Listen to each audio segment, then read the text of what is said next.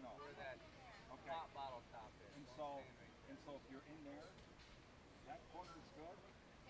That corner's good. Where the mug root beer thing is, I'm gonna get the back of your head. All right. And I'm gonna block this so people don't. I'll go get my chair that I just moved. Okay. We're all in. We're all in. Let's do it. Let's do it. So as soon as they get done with their exhibitor meeting, I'll go get my chair.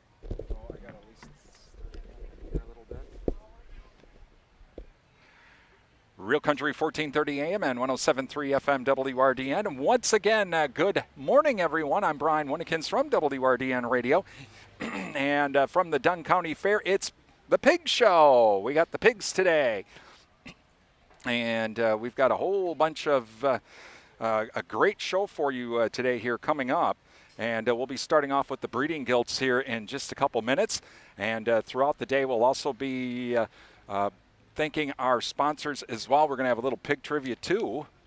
And so looking forward to that throughout the day. We're going to be thanking all of our sponsors.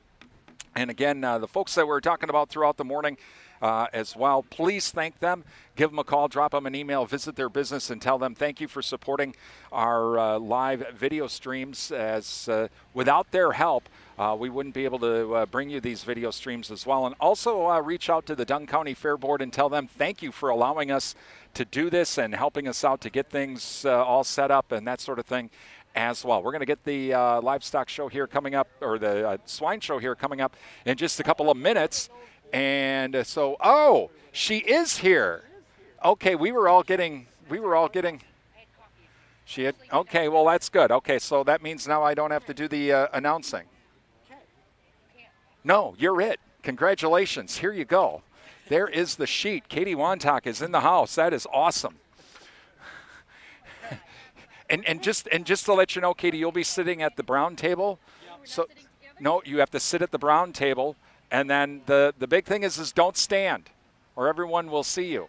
Because see what's right there? Yeah, there you go. All right, so, well, I was getting ready to have to do announcing too, but we won't be. Well, that's awesome. Well, now I can just run the video stream. Sit back, relax, and enjoy a beautiful day. There we go. So we're going to get the swine show here coming up, starting up in just a couple minutes as well. Also, a special welcome to those of you watching on NTech Channel 99 this morning. Thank you to the Durand, Arkansas School District for allowing us to use NTech Channel 99. For those of you that may not have a computer or may not have the ability as well to watch a video stream from wherever you're at, but you can get NTech Channel 99. So again, thank you to the Durand, Arkansas School District. We're going to get things set up and underway here in just a couple minutes. Stick around.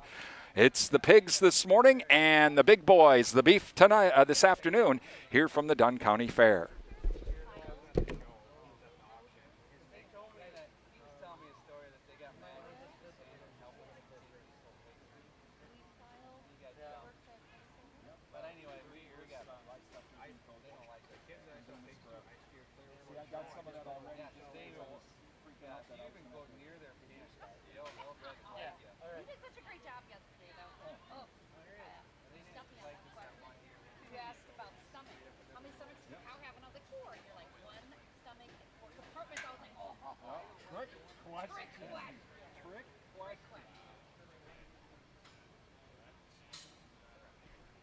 Stick around here because during this, we can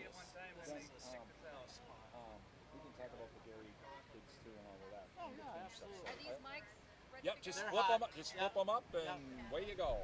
They're having their meeting right now in there, and they should be ready to rumble in probably 5 minutes. Great.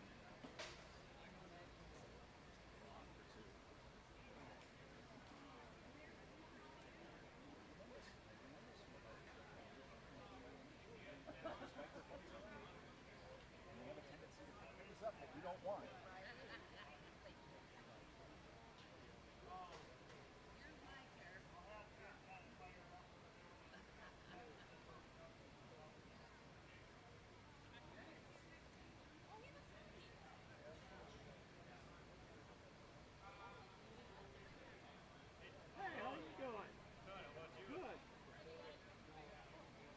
No work today, or you took the day off? Took the day off today. Yeah. Yep. You been busy? Yeah. For the most part. You know, what, 60-hour week? Yeah, Oh, I didn't know. Okay. We're at the city. All right. Yep. Doing a bunch of crack filling this week. Yeah, Zach's still doing it.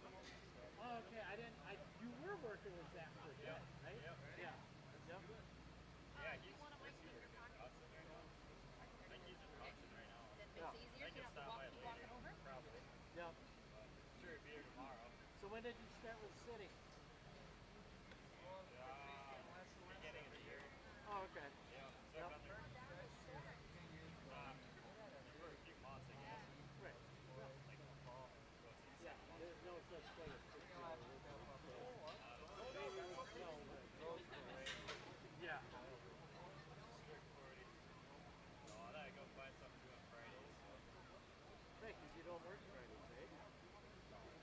You just 10-hour days, Monday, Tuesday, Wednesday, Thursday. Yep. That's pretty, yeah. Find some side stuff to do on Fridays and weekends.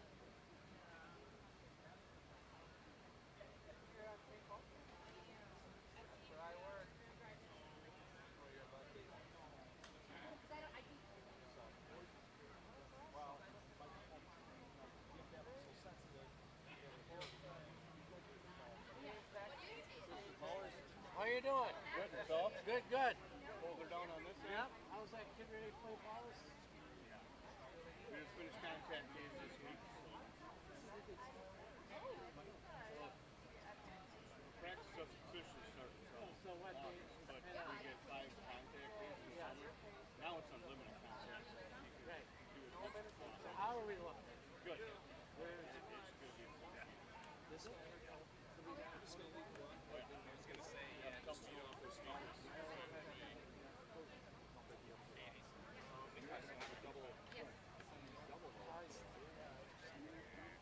Hey, stepping into that. Oh, I know. I got hired, they never said. And the game is Should. Oh, hang on a second. He's got to turn his power. Yeah. He's got to turn the power back on.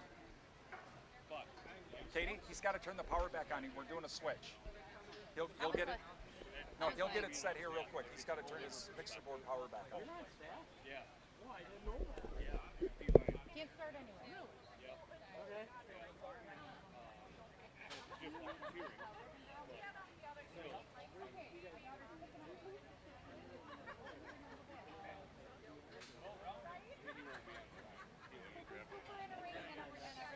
Neither one are on yet. Thank you. Good morning.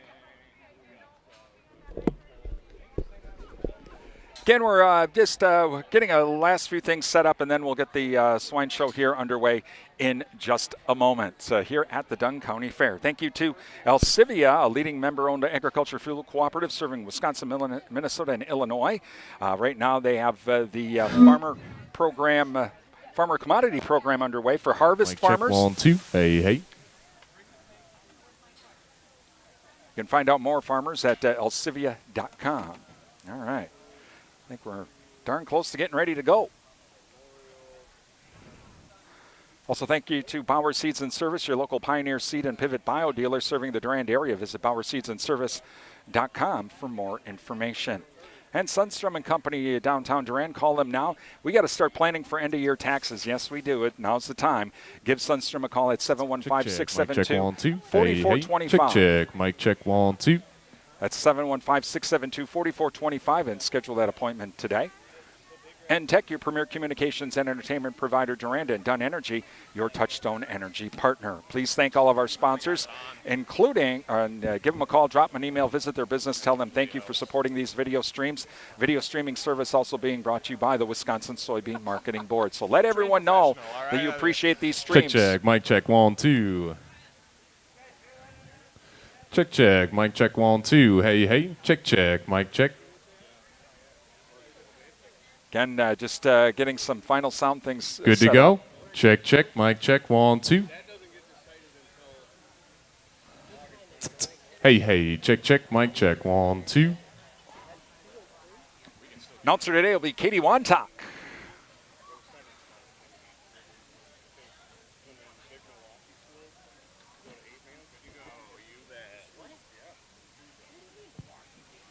Good morning. We are after 9 a.m., so we are going to start the 2025 Junior Fair Swine Show. If we could have our first class of breeding gilts to the show ring. Our first class of January purebred breeding gilts to the show ring, please.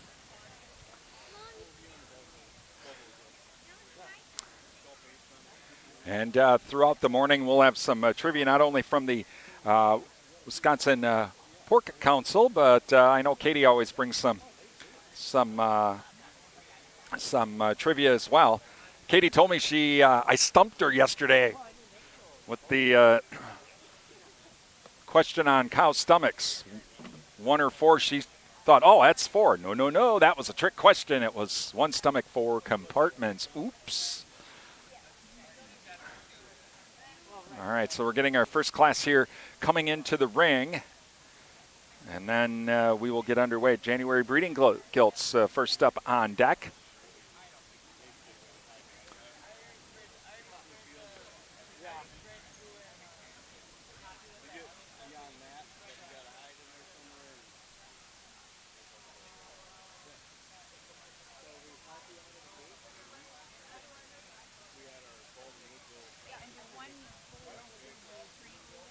Again, we are looking to start our Junior Fair Swine Show today with our first class of breeding gilts.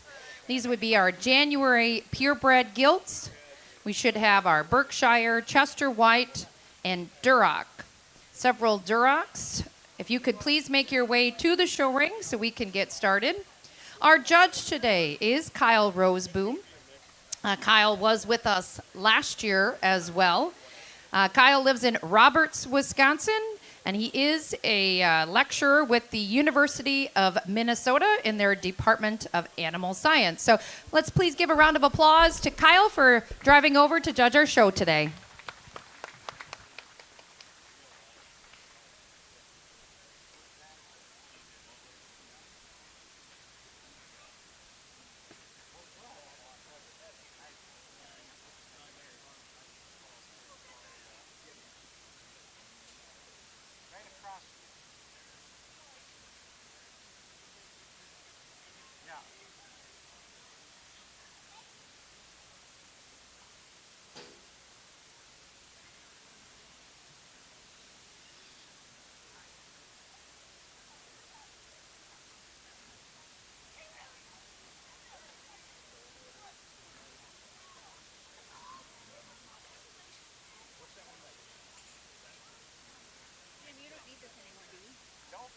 I don't.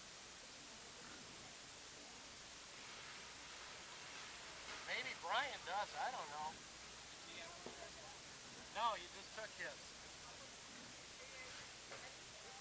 The one that has writing on it. Roll down. Yeah. Okay, now entering the ring as our single Berkshire purebred gilt. On deck should be our Chester White, followed by the Duroc February and January purebred gilts.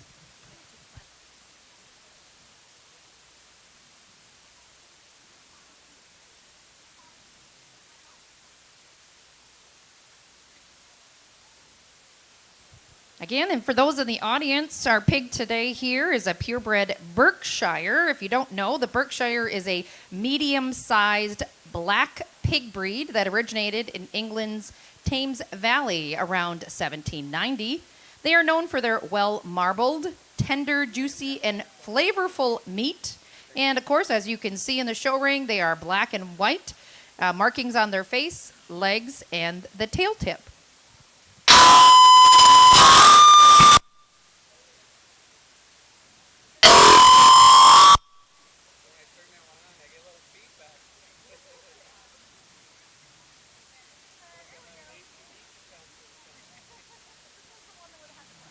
Testing.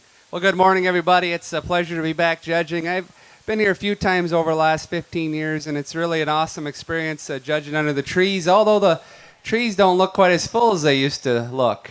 I think that first year I came in here, we had a lot more shade, so hopefully this tree will last a few more years. But it's always fun. It's always a good show here. I judge a lot of county fairs, but this one's always one that's really special.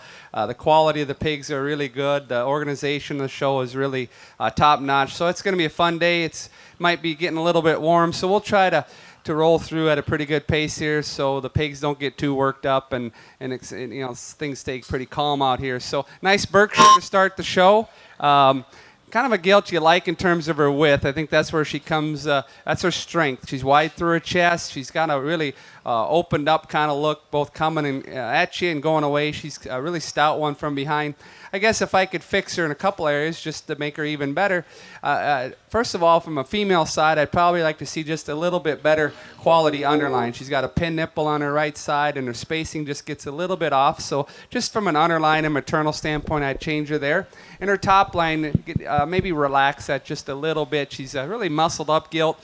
Just like to see her top line just slightly more correct. But that's a nice gilt. A good way to start off the show. Let's give them a nice round of applause. In our January purebred Berkshire gilt class, first place was awarded to Emily Zukowski. Now entering the ring will be our January purebred Chester White. On deck is our purebred Duroc gilts. On deck, purebred Duroc.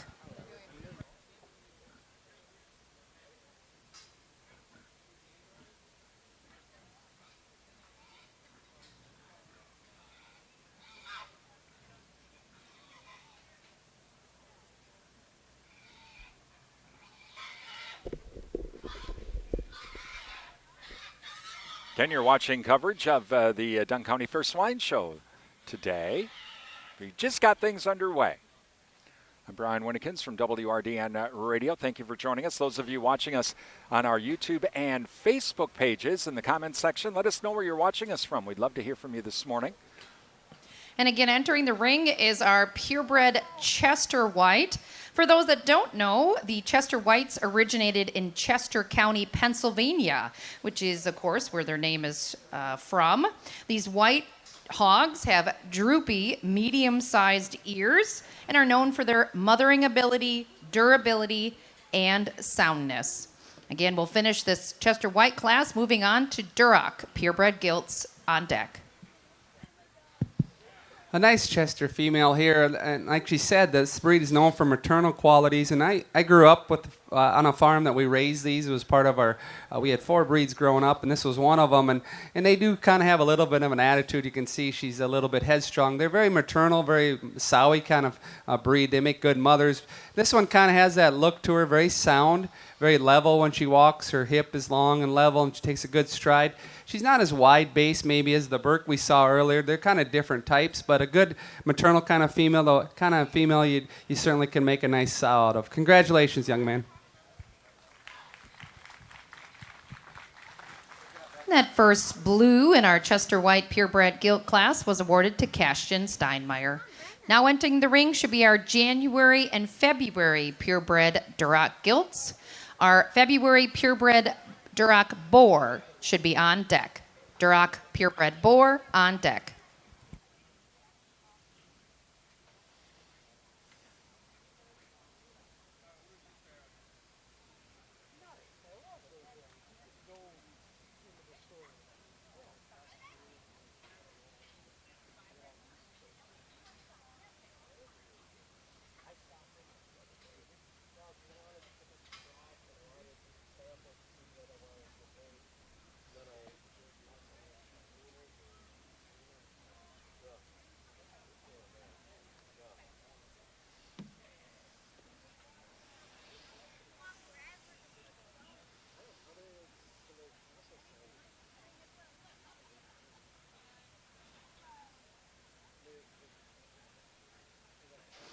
And again, in the ring is our purebred Duroc gilt class. The Duroc is a muscular, large-framed American pig breed with drooping ears and a reddish color that can range from a little gold to mahogany. It was developed in New York in the early 1800s. They're known for their calm demeanor and excellent mothering abilities, contributing to healthy and robust piglets, and their ability to produce consistently marbled and flavorful meat. Thanks to their lean muscle and fat distribution, makes them a valuable breed within the swine industry. Watching coverage of the 2025 Dunn County Fair Swine Show. I'm Brian Winnikins from WRDN Radio. Thank you for joining us this morning. Again, in the comment section of our YouTube or Facebook page, let us know where you're watching us from this morning. Thank you to our sponsors, including 24/7 and West Wisconsin Telecom, building smart fiber optic communities and homes from the ground up. Find out more, visit wwt.coop. Pierce Pepin Cooperative Services, your Touchstone Energy partner. Numbers Are Us of Durand, your daily money manager. And Rhonda, as a daily money manager, can help your family protect them from fraud, also family conflicts and fees too. You can get a free consultation with Rhonda. Find out more. Visit Rhonda at numbersareus.com, or you can visit Rhonda on Facebook. O'Galley Cheese Factory for all of your snacking needs, featuring cheese, locally made beef sticks, sausages, some great ice cream, and a whole lot more. Pizzas too. They're open 7 days a week, Highway 25 Durand. And if you're wanting to buy that cheese gift, the cheese box gift, O'Galley Cheese Factory does ship around the country. They ship all 48 states. Find out more, visit their website. Compeer Financial, a member-owned farm credit cooperative serving and supporting agriculture and rural communities. Visit compeer.com for more information. Please thank all of our sponsors. Give them a call, drop them an email, visit their business. Tell them thank you for supporting these video streams. Without their help, it's pretty simple. We wouldn't be here today. So let them know. Again, drop them an email, visit their business, give them a call. Also, don't forget also to reach out to the Dunn County Fair Board as well and tell them you appreciate them allowing us to do these video streams as well. They help us out a lot with the video streams. Oh, we got a cat in the ring. A cat in the ring. Look out. Kitty's in the ring. Look out. Somehow Kitty escaped from the cat show. Kitty's like, just a minute now. I want to be a part of this. Well, that's the deal. first for me. 25 years of judging. That one sound as a cat, right? So I can use that term all day. Great set of Duroc females. You won't find many, a deep class of Durocs at any fair. It's hard to find them. You know, purebred hogs are a little bit more of a niche for kids. A lot of them like to do the crossbreds. And so to be at a county fair and to see a class where there's 5 high-quality red ones, you know, that's pretty special. So congratulations. Let's put our hands together for just a really good opportunity here to see some good Duroc gilts. You know, to me, there's some trade-offs. I love parts of all these gilts. I think they're just really high-quality females you could lay in there and make a sow herd out of. I think there's one that just, from a skeletal structure standpoint, she just floats out here. She's extremely sound, big-bodied kind of gilt that's got a maternal look, and just, you know, she blends. Her top line blends into her hip. She blends well into her four-rib shape is really good. And so I just think, you know, she's one that just kind of puts most of things together. Young lady, kind of that blue multicolored shirt there with our two-tone color gilt. She's going to win the class. Congratulations. That one hit me pretty hard when she come in the ring. Extra sound on her feet and legs, opened up, and just has a good body, good rib shape, and still a maternal look to her. Close pair for second, maybe. I'm going to give up a little bit of muscle, trying to go for a gilt that kind of has a little better look, a little better design, particularly her top line. You're going to be second place here in front with the dark-colored gilt. Congratulations to her. From the side, I just love that gilt, her neck and her head extension. She's tall at the top of her blade. Her top line transition's really nice. You know, you look at her hip, it's really smooth and level. Where she got beat, but she wasn't quite as opened up as the class winner in terms of skeletal width and body. And at times I'll see that gilt maybe just a little shorter in her step. The young man brought out a really nice third place gilt. In a lot of places I've been, this gilt would be your champion Duroc gilt. So don't feel sad about that deal. You just had a really fast racetrack out here. This one's got a little more muscle shape than the second place gilt does. She's a little more shapely up high and a little more expression from behind. She's not quite as sound. Her hind leg gets just a little bit off and kind of a little outside her skeleton. I like to just change the way she moves ever so slightly. Her hip loin could tie in just a little bit better, but that's being critical. That's a nice gilt. Congratulations. A big broody one comes next. This one just gets a little plainer muscle down her top. She's not quite as wide tracking. She kind of closes up at the ground behind, but a big, broody, growthy kind of gilt there. And then we finish with a very muscular gilt that just got a little flatter rib. She's got the flattest rib cage of the group. I'd like to just see her more expansive in her forerib and just her body, but she's a muscular gilt. Just like to see her a little more width. So nice class of gilts. Congratulations, everybody. In that Duroc purebred gilt class, first place was awarded to Brenna Berg, second place to Miranda Creaser, third to Hunter Roberts, fourth to Owen Howe, and fifth to Michael Rudens. Now entering the ring is our Duroc purebred boar. On deck, which should be our Hampshire purebred gilt.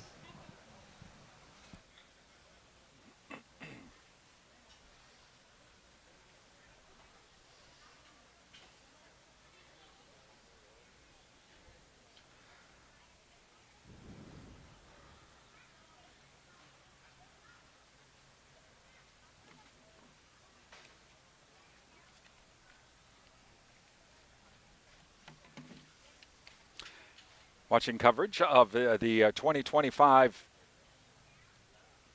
Dunn County Fair Swine Show. Brian Winnekins from WRDN. Throughout the morning as well, along with Katie. She's going to have some great trivia as well.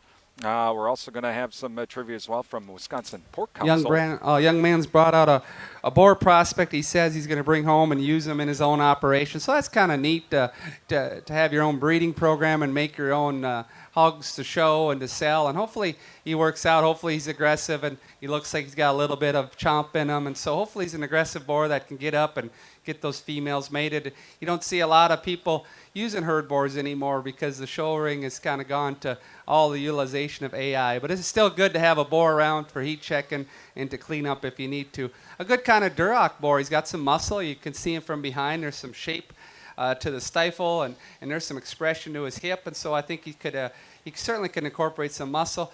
I guess to me, if we're just going to change him ever so slightly, it'd be the way he kind of goes off his rear legs. He just gets a little bit kind of closed up at the ground and maybe just a little tangle-footed or there. But that's a muscular boar. Looks like he's going to stay lean and do a good job for you. So congratulations on the boar prospect. Let's give him a nice round of applause.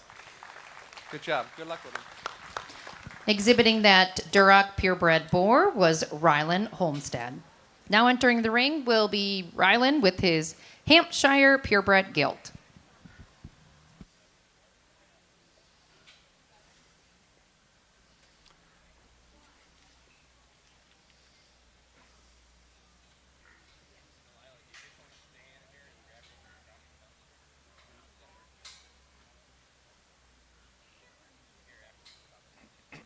Again, in the ring is our Hampshire pig. Our Hampshire pigs are a lean, heavily muscled American breed known for their black bodies and their white belts that extend across their shoulders and down their front legs, and they have erect ears. Now to our judge. Nice quality Hampshire female. This breed I'm really fond of. We raise a few at the college where I work at, and a breed that had a lot of history and tradition. And then kind of fell off a little bit, and now they're kind of on their way back. And I like the breed, good solid breed in terms of muscle and carcass merit. And there's some good mother lines in those pedigrees too. If you go back to the history of the breed, they're actually, today they're considered more of a maternal breed, but in history they actually were a maternal breed years ago. So interesting kind of hog here. I like her femininity. I think you could lay in there and use a lot of different boars on this gilt. You can use more of those rugged kind of show boars on her because she's very maternal. Long neck, tall shoulder, good underline, good vulva size, all those things that make a good female. So, you'd like to see her just a little stouter, and sometimes hams can just get a little more refined in their bone. So you'd like to see her just a tick stouter, but that's a nice female. Hopefully you have a lot of success with this one, getting her bred and getting her farrowed out. So congratulations. Exhibiting the Hampshire purebred gilt was Rylan Homestead. Now entering the ring will be our January and February purebred Yorkshire gilts. Yorkshire gilts to the show ring. Following the Yorkshire class, we will be naming our champion and reserve champion purebred gilts. So our first and second place from our purebred gilt class, you are on deck.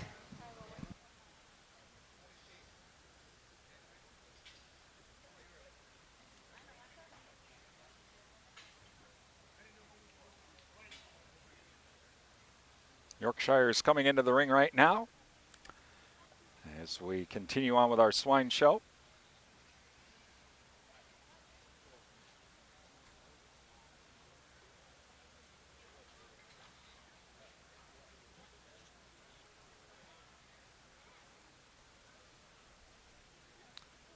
All right, some trivia from Wisconsin Pork Council. How long does it take for a pig to reach market size? Is it 2 months, 4 months, 6 months, or 8 months? Again, how long does it take for a pig to reach market size? 2 months, 4 months, 6 months, or 8 months? Again, thank you to Wisconsin Pork Council for giving us some trivia this morning. We'll give you that answer here coming up.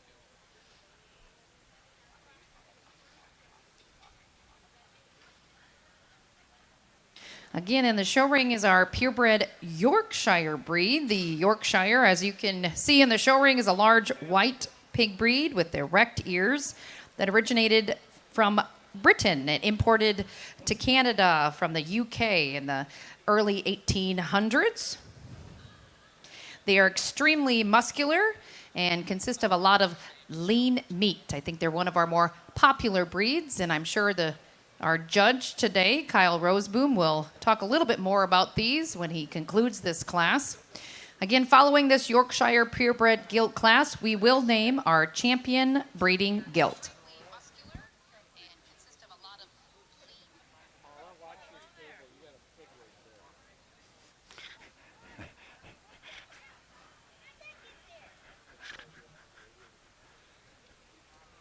Well, we've had cats in the ring, and we have a Duroc that's wants to announce. There you go. Katie, I think you should let the Duroc do the next announcement. Just saying.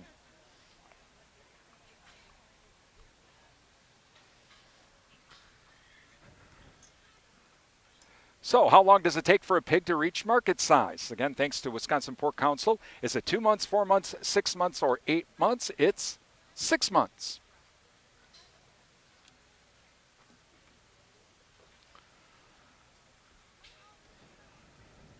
Those of you watching on our Facebook page or on our YouTube channel at Durand Broadcasting WRDN, we invite you to put in the comment section where you're watching us from this morning. We'd love to hear from you. Beaver Dam checking in once again this morning. Good morning. I always like getting into Yorkshire females. They're kind of the mainstay of a lot of the pork industry, particularly the crossbred production side. You'll see York landrace kind of influence sows in most swine operations. And then in the show breeds, they've always been a popular breed in the show ring. And so they're kind of fun to look at. I think these two kind of surface pretty quick, but then after a couple of minutes of just kind of looking at them, it became kind of a one-horse race here. It's hard to get around that the big stout gilt with the flagpole tail there. Let's give that young lady a nice round of applause as she wins this class. This one just opens up with so much body. She's a big, powerful front end gilt, and you can just see that rib cage in her. She's been fed extremely well. She's at a nice point in terms of her maturity. There's a big square hip in that one, and that one just kind of come to the forefront for me pretty easy, so congratulations there. Now, this is a nice gilt in her own right. She's been, fitted and prepared for the show extremely well. She's fresh. She's very youthful about her head, neck, and front end. She looks kind of right for her age and really feminine, and got a good underline on this one too. Not as opened up, not as burly and big and robust, but that's a good gilt. You love to have a whole bunch of them around. She's really kind of in the middle of the road where you can take her a lot of different directions with the breeding program. Nice solid female there for second. And then we get in a couple females that are unique in places but maybe aren't quite as complete. This one's pretty unique from the standpoint of she's just so heavy boned and big legged, and I know that's all the rage right now in the show pig industry, but even with that, they need to have some other factors to kind of put it all together. And I just read this one just a little flatter in her rib cage. If you study her rib cage, it's not as round and as much curvature as I'd like. She's just a little flatter, harder bodied gilt. Maybe just a little staler about her head, just a little more mature there, but she's got that extra bone, that extra hair that you can certainly generate some good show pigs out of. This one just needs to move better. I really like this gilt. You know, almost as good from a picture if you just wanted to take a picture of one, because her neck comes out kind of like a unicorn, and she's really got a kind of a neat look about her, kind of fancy. But she's just, you know, you watch her walk, she's just so hesitant. She needs to grab another gear. She's like a Ford, and I want a Chevy. Okay, that one's just too slow. She just needs to get out and walk. If that girl could grab another gear, that's a different story, but she's just a little stiff today. Nice gilt, though. High quality gilt. Really fitted and shown well. This one right here is a big, productive kind of York, the kind that made the Yorkshire so popular. Big, tall, growthy, kind of feminine kind of thing. Just like to see her just a little wider. You can see she's just a little narrow in her chest than some of the others. Just like to see her a little wider. But, you know, big, long-bodied, breeder to kind of a thicker, stouter boar, and you could have something there. And then we finish with a gilt. I just saw it got a little more refined. I'd like to see just a little more bone in that gilt. So congratulations on a good class. Good job, everybody. In that Yorkshire purebred gilt class, first place was awarded to Amanda Creaser, second place to Remington Wayne. Now entering the ring will be our champion, our first place of our breeding gilt classes for naming of our champion breeding gilt. We would ask our champion, our first place Berkshire, exhibited by Emily Zukowski. Our first place Chester White, exhibited by Cassian Steinmeier. Our first place Duroc, exhibited by Brenna Berg.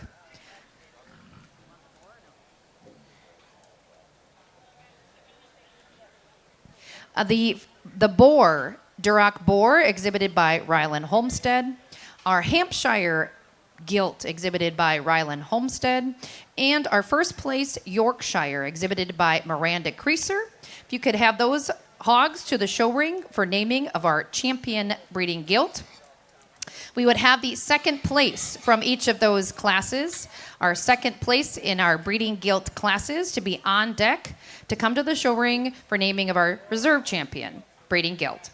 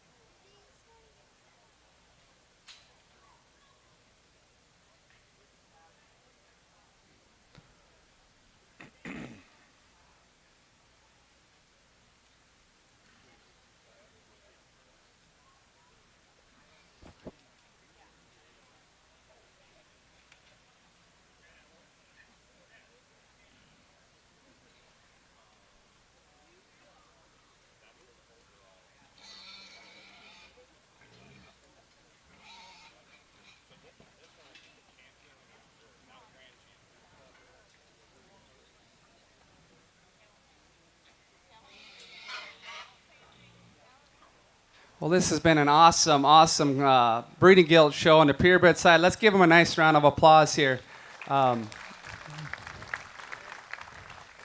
tell you what, I love purebred hogs. I grew up in the purebred hog industry, so I just think it's wonderful that these kids have went out and maybe purchased these or bred these or created these and are kind of happy and excited about showing purebred hogs, because you travel around a lot of different fairs and you're seeing less and less purebred stock. You're seeing more and more crossbreds because that's kind of fun right now.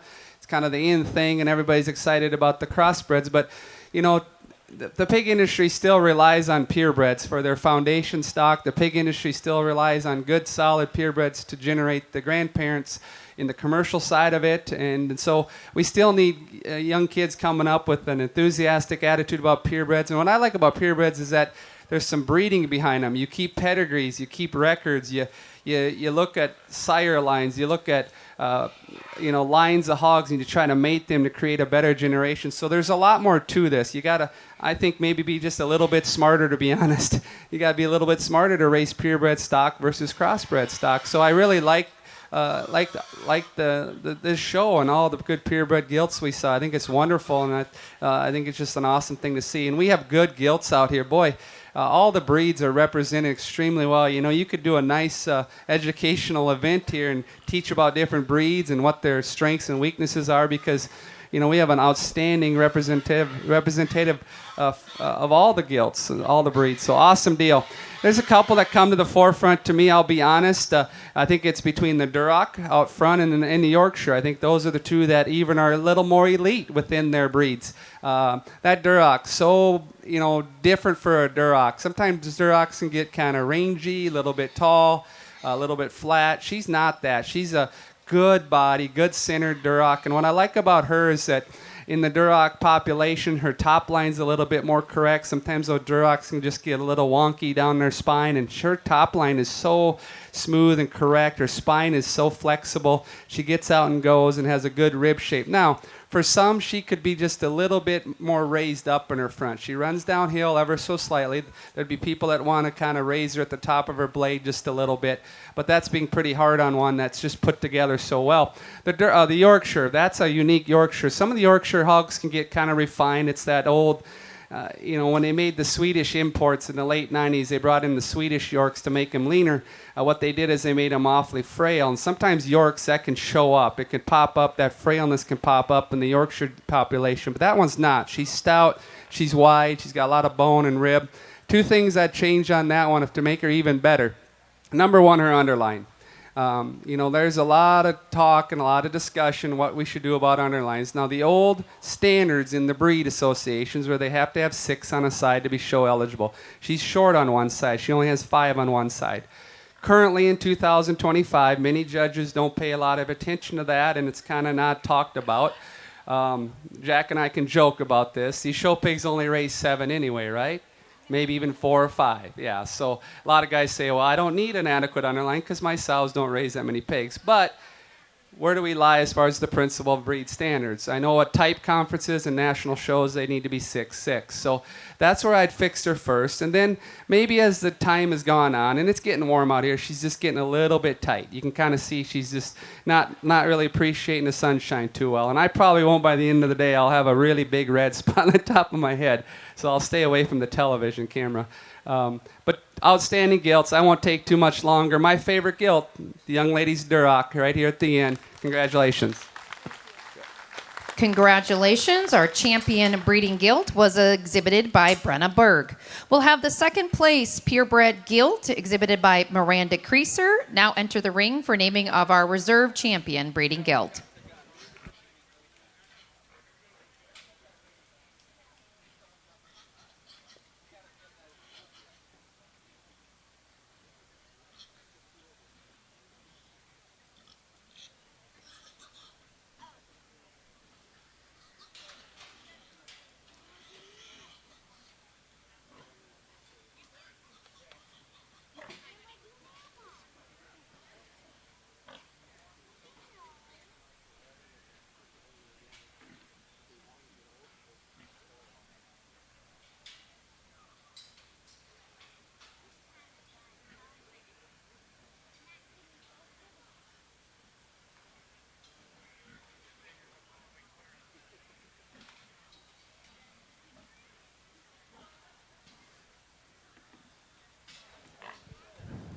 So to do things right here, it's only fair to bring back the reserve Duroc gilt and drop her in for contention. Some of the other ones scatter, but throughout the day, that's kind of how we'll do that, just to be fair to the second place in the classes so they can have a chance to show for reserve. Because they may be the second best hog of the show, but ended up second in class. So the reserve Duroc that came out, the young lady, I think he owned both of them. That's a very nice gilt in terms of design and balance. I didn't think she was quite opened up. Quite wide enough to get around your class winner day, but I think that's an outstanding gilt. You know, to me, again, it comes on, you know, my principles and kind of support the breed standards and things that move the breeds forward. That underline on that one, to me, being short on that side kind of bothers me just a little bit. I love all the things about her. She definitely needed to win that York deal, but to win a show, I think she should be 6'6". Young lady, you're going to be reserved with the other Duroc. Congratulations. Our reserve champion breeding gilt was exhibited by Miranda Creaser. We'll now be moving on to our crossbred gilt class. So if those crossbred January and February gilts, please make your way to the show ring. Crossbred gilts to the show ring.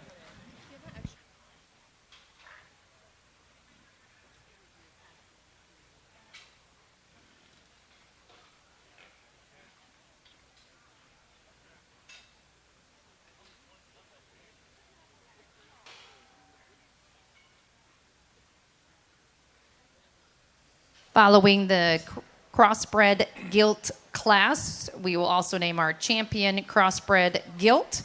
We will then name our grand champion breeding gilt. So we would have those champion purebred, those 2 Durocs on deck for naming of our grand champion overall breeding gilt.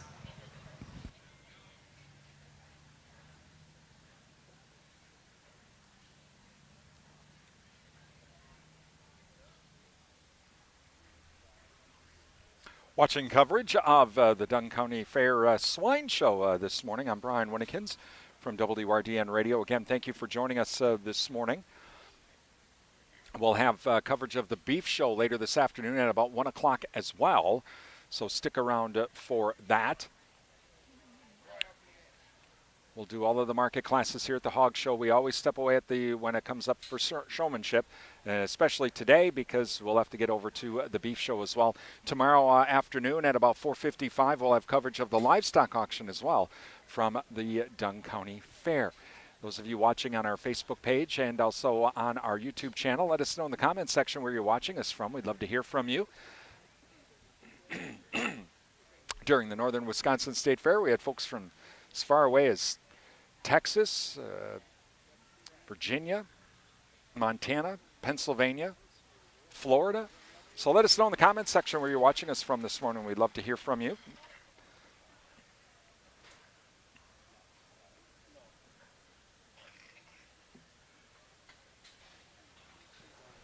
Okay, this is our class, our 6 for our crossbred gilt class. Again, the judge will name our first and second, our champion and reserve champion of our crossbred gilts.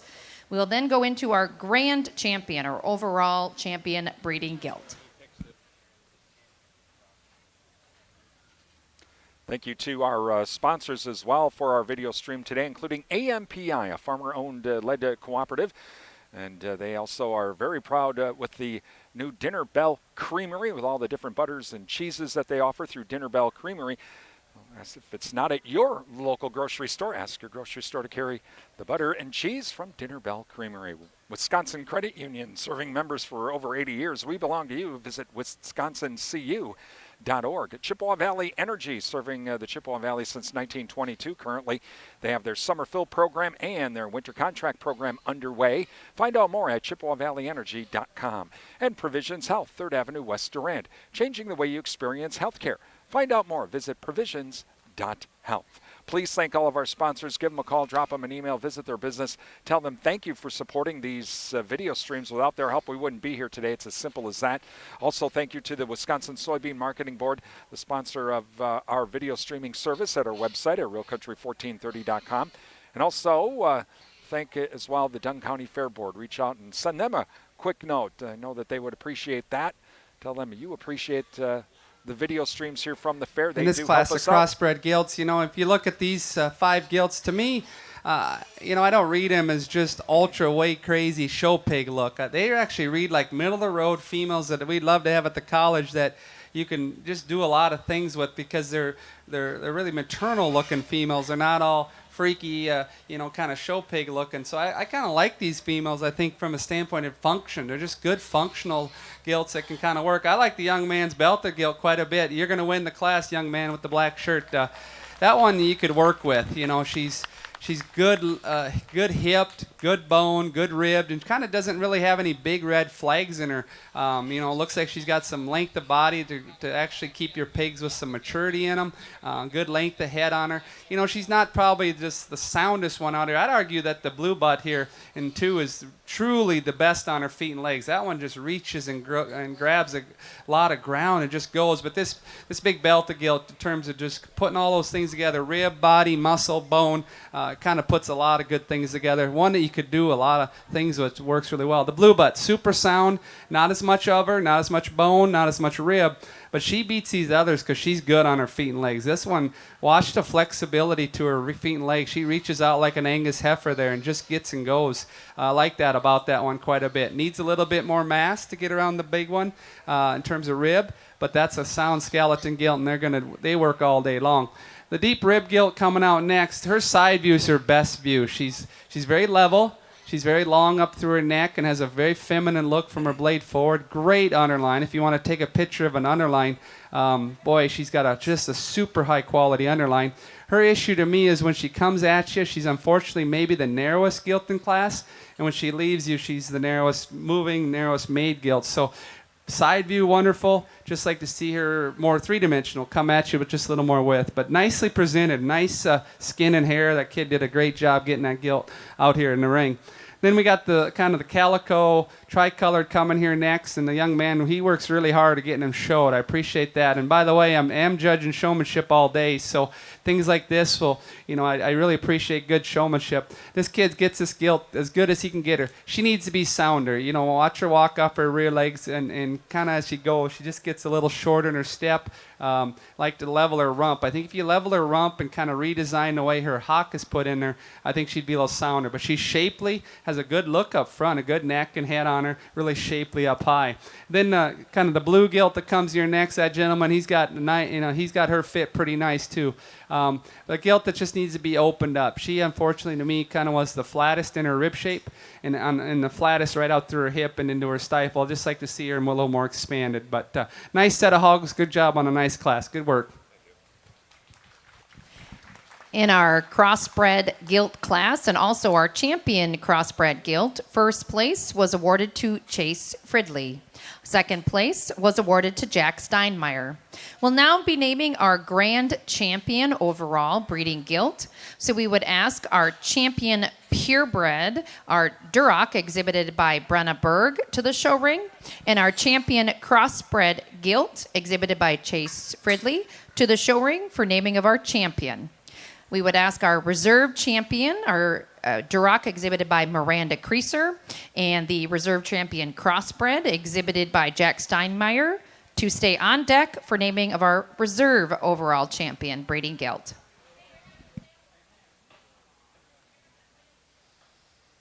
Following our overall champion breeding gilt classes, we will then be moving into the market hog class. So on deck should be our purebred market gilt Duroc class.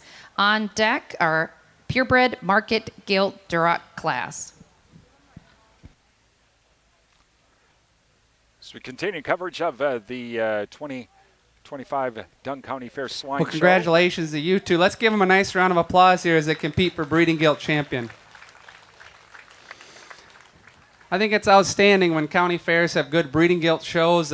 It's kind of a dying thing at some fairs, to be honest. All these kids, they want to just show market hogs and get in the auction and try to get some money, and they don't really think about the breeding side of it. So you start seeing breeding gilt shows kind of dying, but I love this county because I think there's still families and kids that really want to try to see if they can get that ultimate female that's just as good as they can make one. And I really like both of these females. Well, they could work. I mean, the Duroc gilt in the Duroc show ring, Duroc population, this one would always be competitive because that breed, if you're sound, you're going to be competitive because that breed, we raise them at school. Sometimes they can just not be correct. They can get some rear leg issues and they can get some top line issues. And so this one, when you got a sound one that's so good down her top and smooth the way she carries her back and spine, and then just kind of reaches and goes, you're always going to be competitive. Some other things about that gilt, she's really good in her forerib shape. Some of them can get kind of pinched, and that one really blends from her shoulder back to her forerib. It's so good blending. Now, there'll be some, and I'd even say you might just want to raise her up just a little bit so she kind of has a little taller front, but that's an outstanding gilt. This crossbred gilt, she is what she is. That is as genuine and as honest a gilt that we've had in the show. It looks like she just came off a normal feed, not a lot of pampering and puffing that one. Boy, but if we had a whole, 15 replacement gilts like that at the college, you can breed that kind to a lot of different boars. She's sound, she's functional. She's not quite as neat probably in her front end as maybe as some would be, and maybe her bone size up front is just a little more refined, but that's a good gilt in terms of correctness and balance, and just kind of one that you could work with. But really good gilts. There's one that's probably a little better in terms of just having all the extras. Young lady, your Duroc, you're going to be champion today. Congratulations. And our grand champion breeding gilt today was exhibited by Brenna Berg. We'd ask our reserve champion purebred gilt, exhibited by Miranda Creaser, to the ring for naming of our reserve overall champion breeding gilt. A little more trivia here for you from Wisconsin Pork Council. What internal temperature should pork chops reach for safe consumption while staying juicy and flavorful? Is it 145 degrees, 160, 180, or 120 degrees? Let you think about that.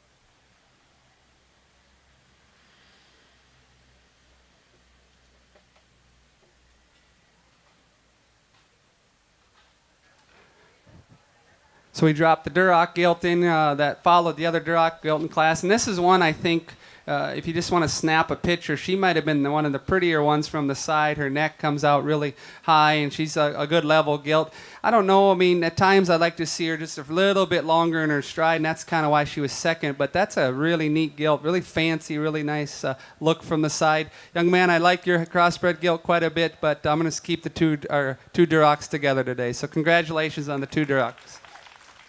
And our reserve overall champion breeding gilt was exhibited by Miranda Creaser. That concludes our breeding gilt classes. We'll now be moving into our market hog classes, and we'll ask the purebred market gilt Duroc breed to the show ring. There should be 3 Durocs. If you could please make your way to the show ring.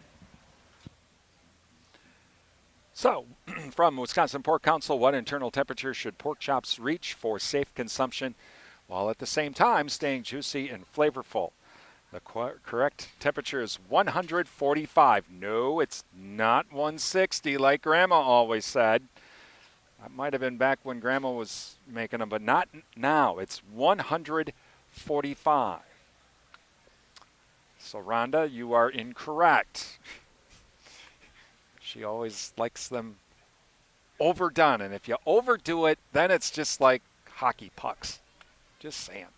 So 145 degrees is the proper internal temperature for those pork chops.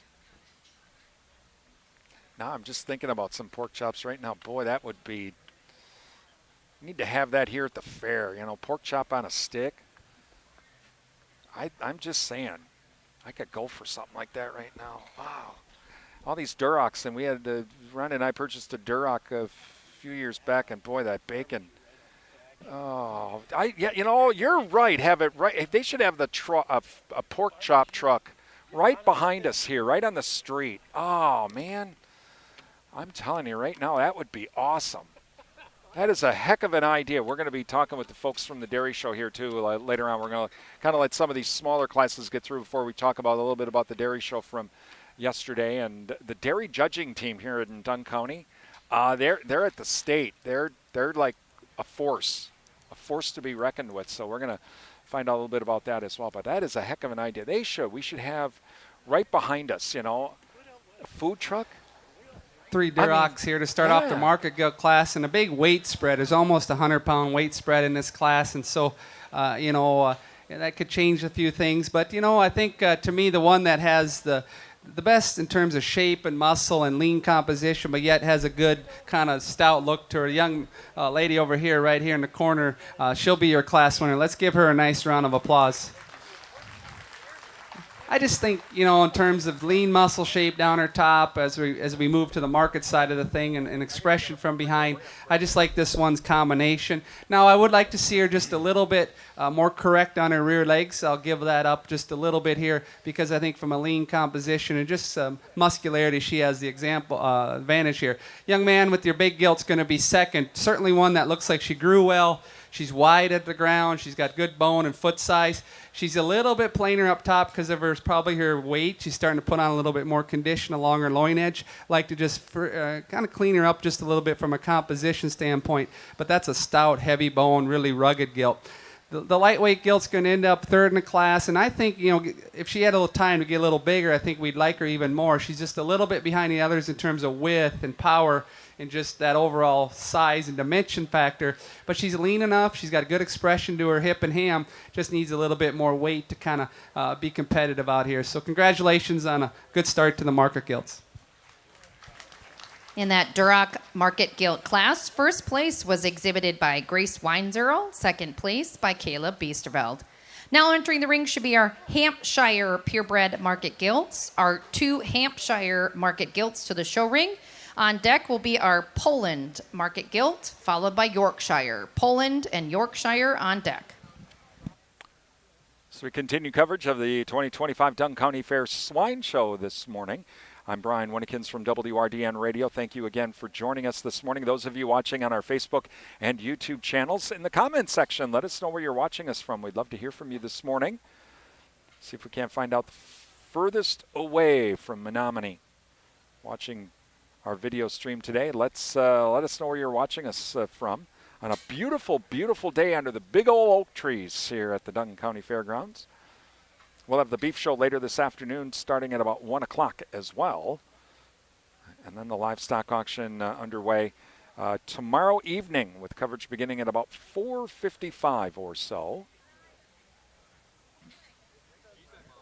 But yeah, this idea of having something out behind us here. Between these 2 Hampshire market gilts, both of them are very similar. They're very level hogs. They're tall, kind of extended kind of gilts. But the one that has the more width and muscle is going to be the gentleman out in the middle of the ring. Let's give him a nice round of applause for his class winner here.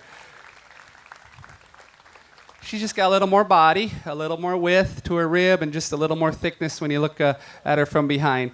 The young lady's gilt is certainly lean, but she's a kind of a lightweight gilt that just needs more time to get a little more size and get to that point. I think if she was about 250, it'd be a little bit closer because she's got a good expressive look to her for her size. Again, just another deal where she just gets a little bit out-horsed. But I think she'd be a nice gilt with another 50 pounds on her, but not today, unfortunately. Just gets not as much of her. So congratulations on a nice class. In that Hampshire Purebred Market Gilt class, first place was exhibited by Rylan Holmstad, second place by Aubrey McClelland. Well, now moving on into our Poland China class, our single entry in our Poland Market Gilt class. Our Yorkshire Purebred Market Gilts should be on deck. Yorkshire Purebred Market Gilts on deck.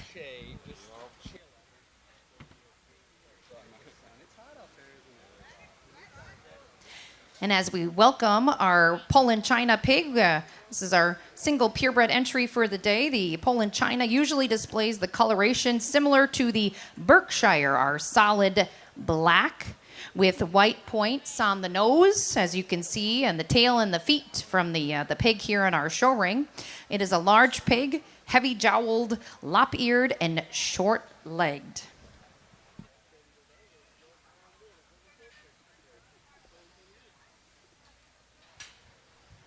Well, it's neat to see a Poland gilt out here in the Market Hog Show, and an interesting breed. They have a lot of history. If you go back, 100 years, this was a very popular breed in the United States, one of the most popular breeds. And what they were is they were kind of the first true meat hog. When a lot of the other breeds were really chasing the lard game, this was one of the breeds that was chasing kind of the meat side of it and kind of the carcass side of it. So, interesting breed. You're starting to see many more of these showed. Kids are showing more of these at the jackpots. They're trying to find them, and they're kind of becoming very popular. And this one, she's lean. She's got a good expressive top. She's not as heavy bone as others we'll see today, and maybe not as wide in her chest. But I think from a carcass composition, I think she should be all right. She looks lean on top of her loin edge there and has some expression. So nice job on your Poland gilt. Congratulations. In that Poland China purebred market gilt class, the single entry was exhibited by Elizabeth Weinzerl. We'll now have our Yorkshire purebred market gilts to the show ring.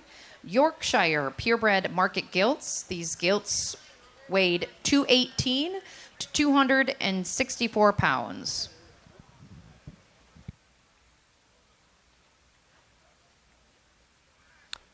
So we continue coverage of the Dunn County Fair Swine Show. Brian Winnikins from WRDN Radio. Thank you for joining us this morning.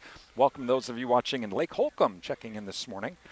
Now the question is, those of you watching from Lake Holcomb, are you out on the pontoon boat doing a little fishing? Maybe cruising the lake? There's some good fishing spots, I've been told, on Lake Holcomb. That rumor has it, but no one gives. Anytime I ask, I get the same response. Oh, if I have to tell you, Brian, I'm going to have to throw you to the bottom of the lake. No one wants to give up their secret fishing spots.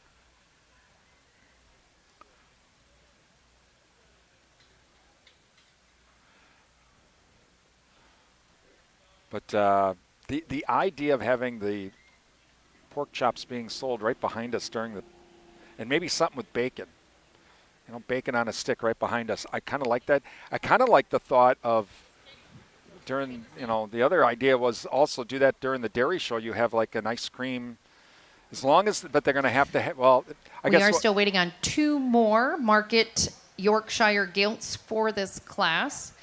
This is our class then, Judge, our 5 Yorkshire market gilts. We will have 1 more class of our heavyweight market gilt Yorkshire class. Then we will name our champion purebred market gilt. So if we would have our first and second place from our purebred market gilt classes on deck for naming of our champion purebred market gilt.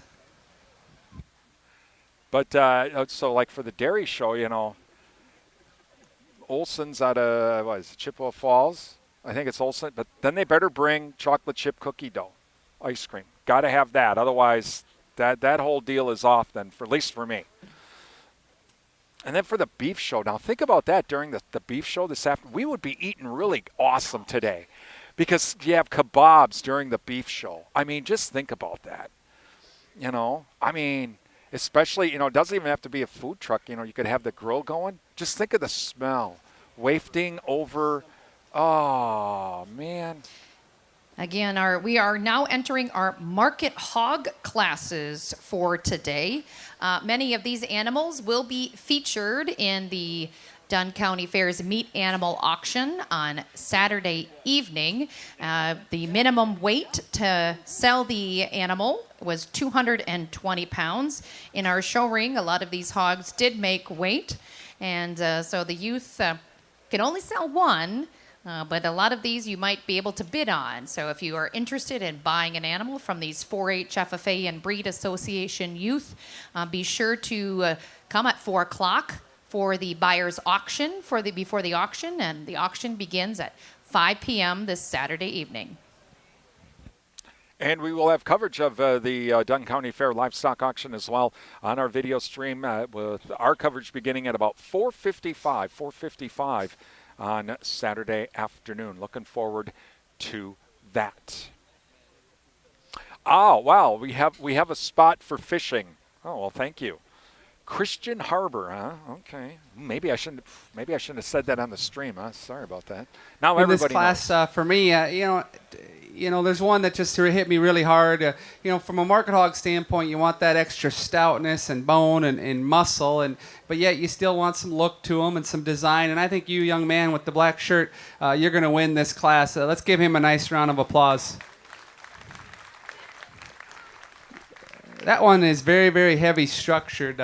You look at the bone and the foot size of that gilt. She just comes with that extra mass and durability in her. She's a really robust bodied one. You can see the rib and the shoulder width and the muscle when you get right behind her.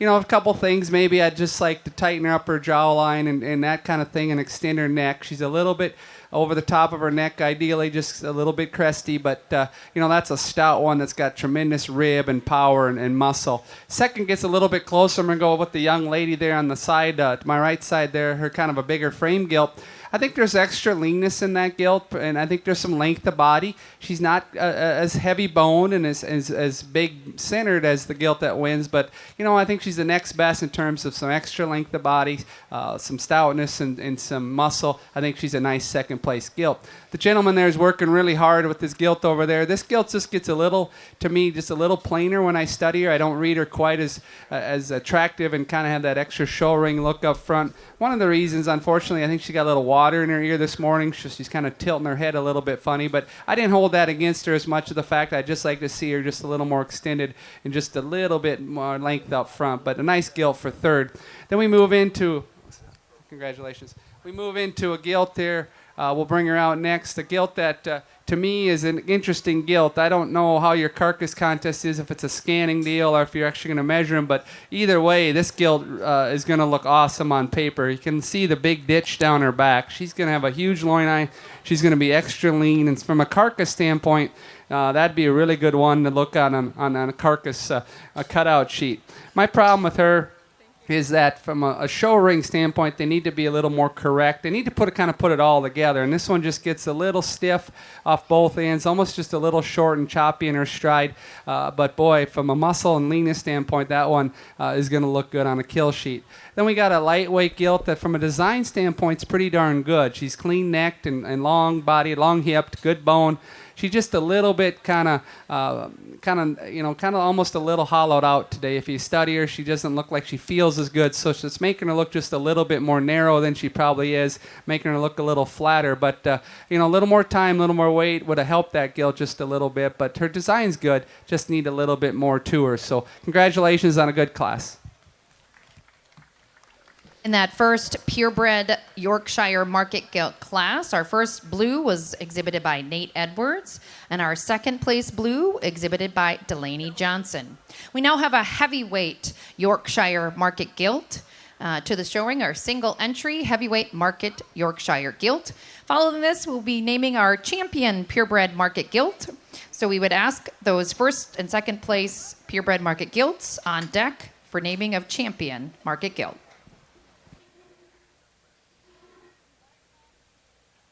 Again, those of you watching on our Facebook page or YouTube channel, let us know in the comments section where you're watching from. Very nice single entry here. A lot like the other gilt the gentleman just showed. Very similar in terms of the robustness of her rib cage, a big wide center gilt. Been fed real good. She's got a nice top in terms of the squareness and the shape and the width she has down her top is nice. There's still a good groove down her back. We'll see how she handles herself against the other one he had, but another nice quality gilt. Congratulations, sir. This heavyweight Yorkshire purebred gilt was exhibited by Nate Edwards. We'll now name our champion purebred market gilt. We'll have our first place Duroc exhibited by Grace Weinzerl. Our first place Hampshire exhibited by Rylan Homestead. Our first place Poland exhibited by Elizabeth Weinzerl. Our first place lightweight Yorkshire exhibited by Nate Edwards. And our first place heavyweight Yorkshire, also exhibited by Nate Edwards, to the show ring for naming champion purebred market gilt. Second place in those purebred market gilt classes should be on deck. Following this, we will be moving into our purebred market barrows. On deck, purebred market barrows. Thank you to our broadcast sponsors today, including Dunn Energy, your Touchstone Energy partner, Tech, your premier communications and entertainment provider, Sundstrom and Company of Durand, your local tax experts. It's time to start planning for end-of-year taxes. Give Sundstrom and Company a call at 715-672-4425 and schedule that appointment today. Bauer Seeds and Service, your local Pioneer Seed and Pivot Bio dealers serving the Durand area. Visit BauerSeedsandService.com for more To our youth in the barn, this is a good reminder. We are getting a little warm and for these pigs that have already been shown, so be sure to keep them cool.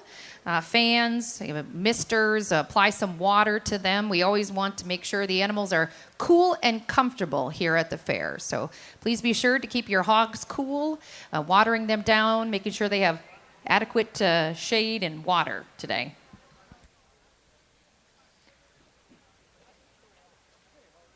And please thank all of our sponsors. Give them a call, drop them an email, visit their business. Please tell them thank you for supporting our video streams.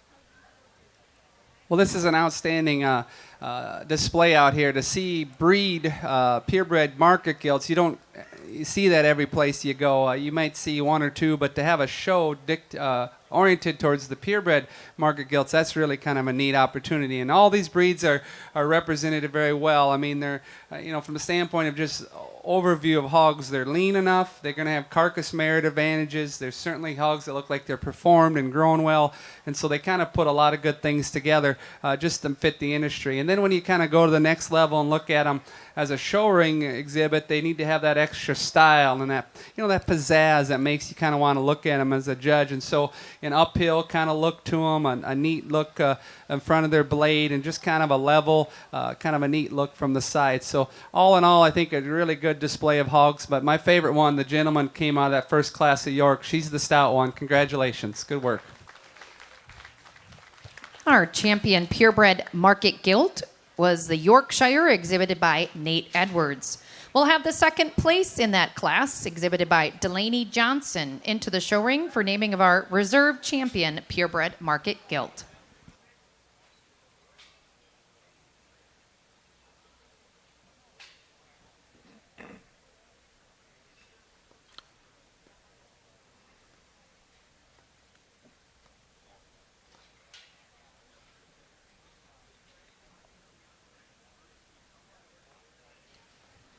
Well, certainly a nice gilt that came second in that class. And as I said earlier, you can get by with a whole bunch that look like this. She's middle of the road. There's no major holes in this gilt. She's lean enough. She's got enough muscle down her top.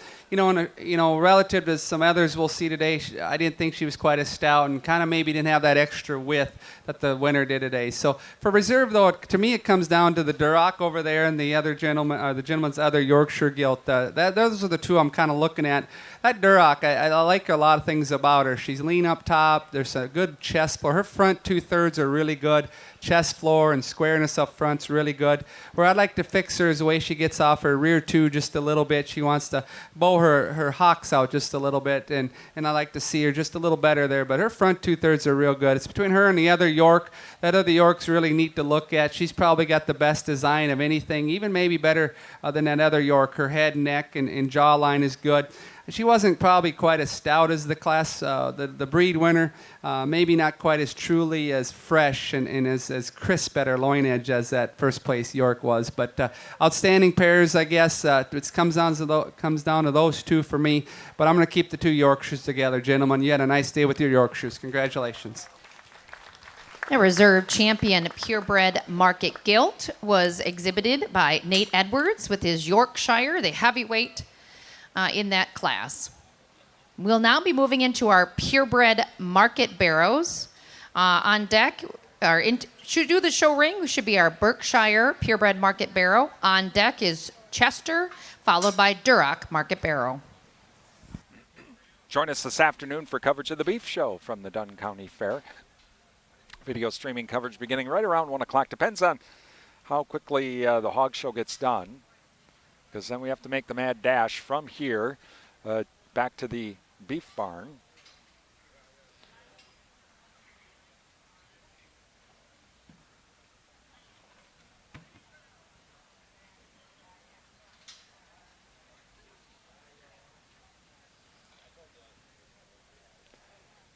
And those of you watching our video streams this morning on our Facebook page or YouTube channel, in the comments section, let us know where you're watching us from this morning. We'd sure love to hear from you. Again, during Northern Wisconsin State Fair, we had folks as far away as Texas, Montana, Florida, Virginia, Pennsylvania as well. So let us know where you're watching us from this morning.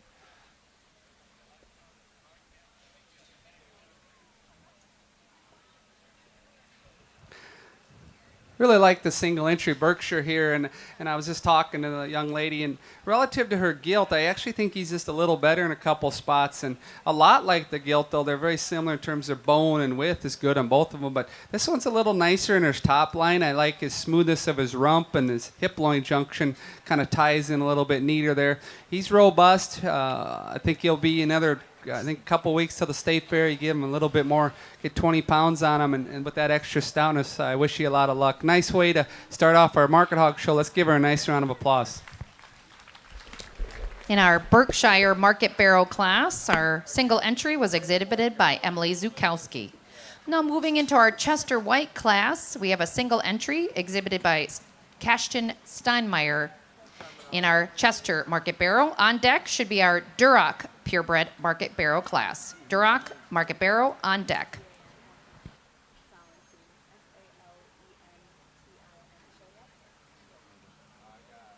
This is going to be a single one. We'll do something on the video, but I'm going to do something here for my remotes here. I'm going to do that real quick.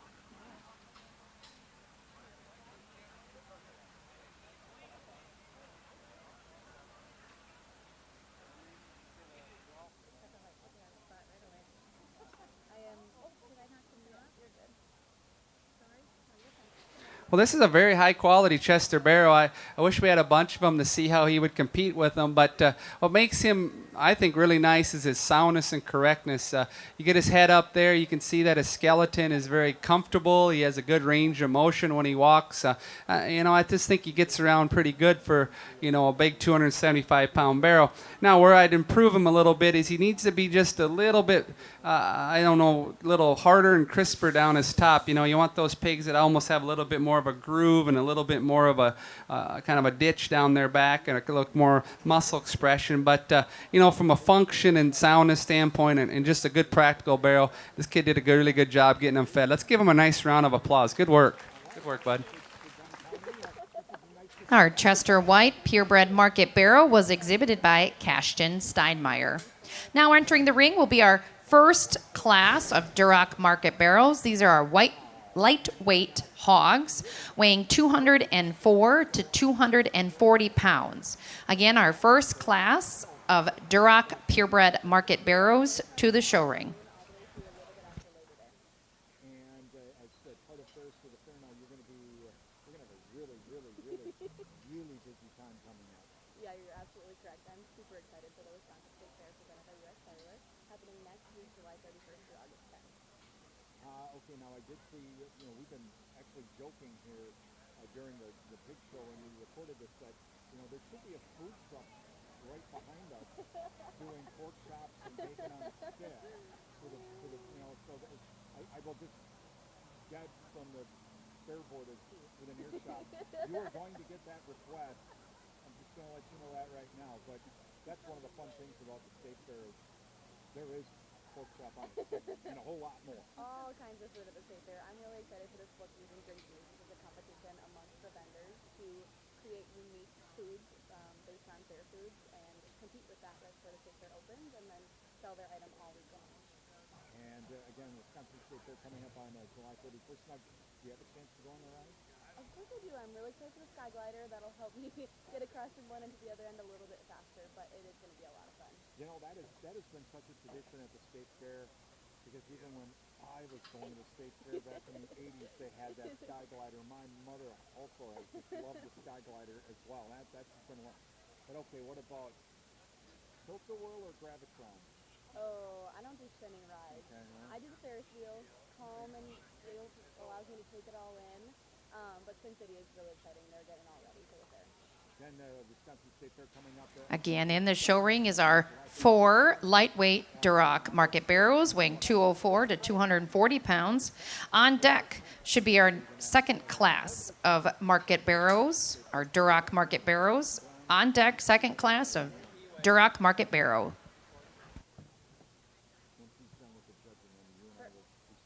Sure thing. He's got me for one more. Oh, one more. Yeah, I'm so good.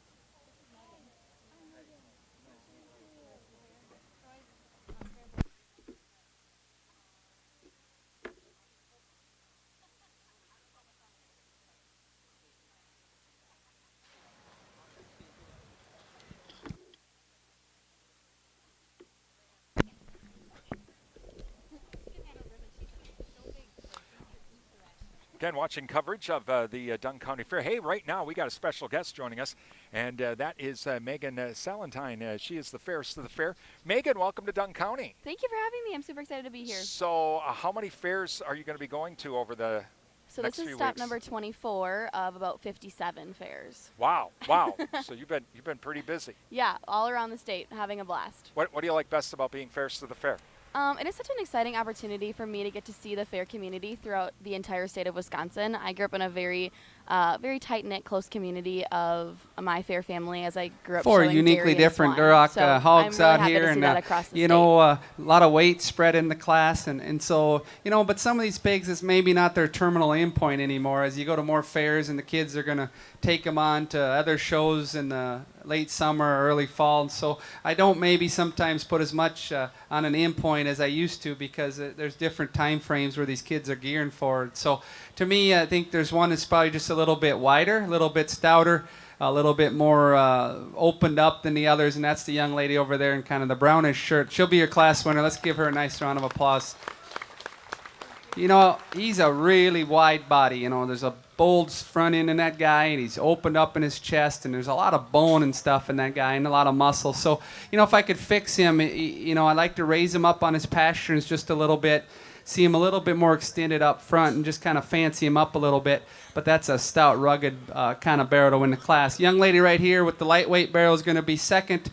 He's a little lighter than the others, but he's built as good as anything. He's probably the best built one in terms of just freedom of movement, correctness of skeleton. Give him another 15 to 30 days, and that's where you probably want to gear him into for his endpoint. But super sound, really good looking barrel, very, very attractive. Third's going to go the young man with his lighter colored barrel over here.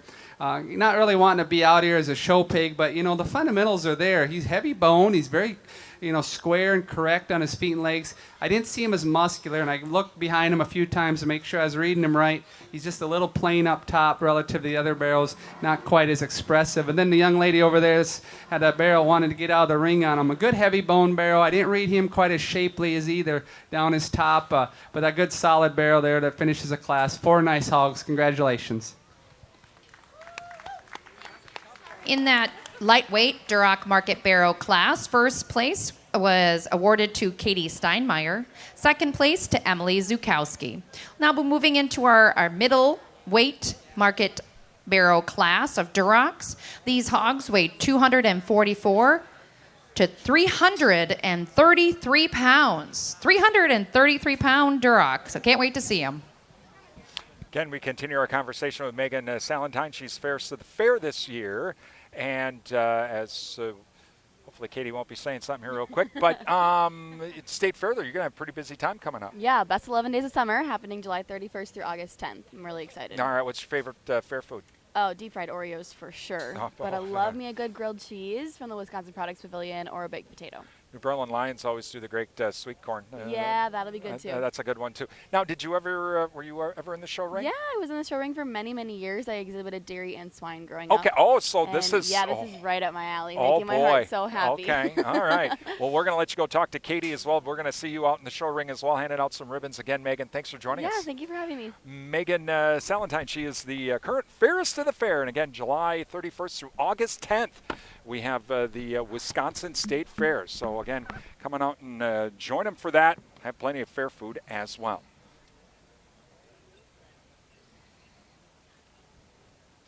Again, in our show ring is our second class of Duroc Purebred Market Barrows. On deck will be our last class of Duroc Market Barrows. So we would ask our Hampshire Market Barrows to be on deck. Hampshire Market Barrows on deck.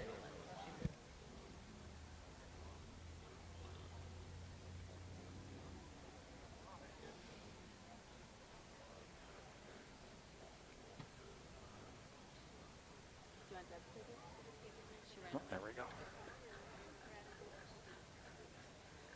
There you go. All right, these are for you. Put them to good use. Thank you.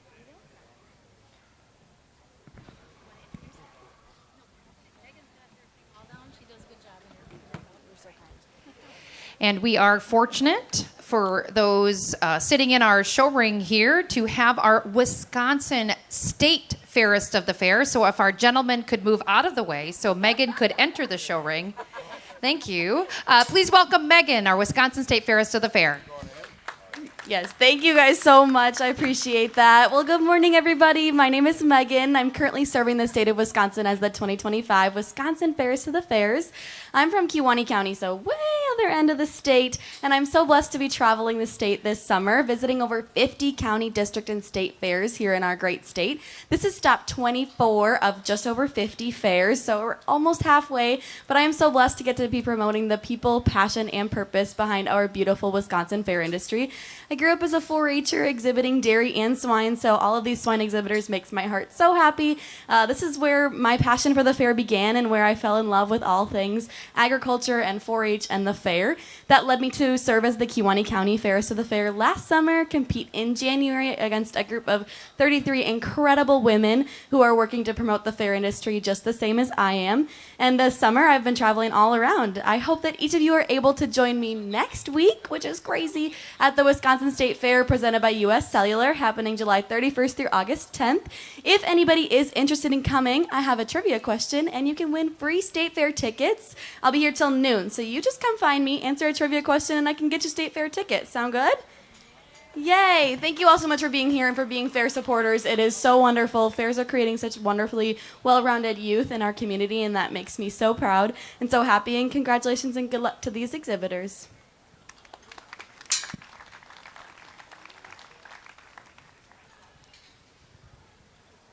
Well, good job on this class, exhibitors and the families that put these pigs together. An outstanding set of big red barrows here, and I like judging purebred hogs, and I really like good barrow drives with the different breeds. And so, to me, there's one that's just a little bit more burly than the others, just a little more of a he-man out here, and that's the young lady in the red multicolored shirt there.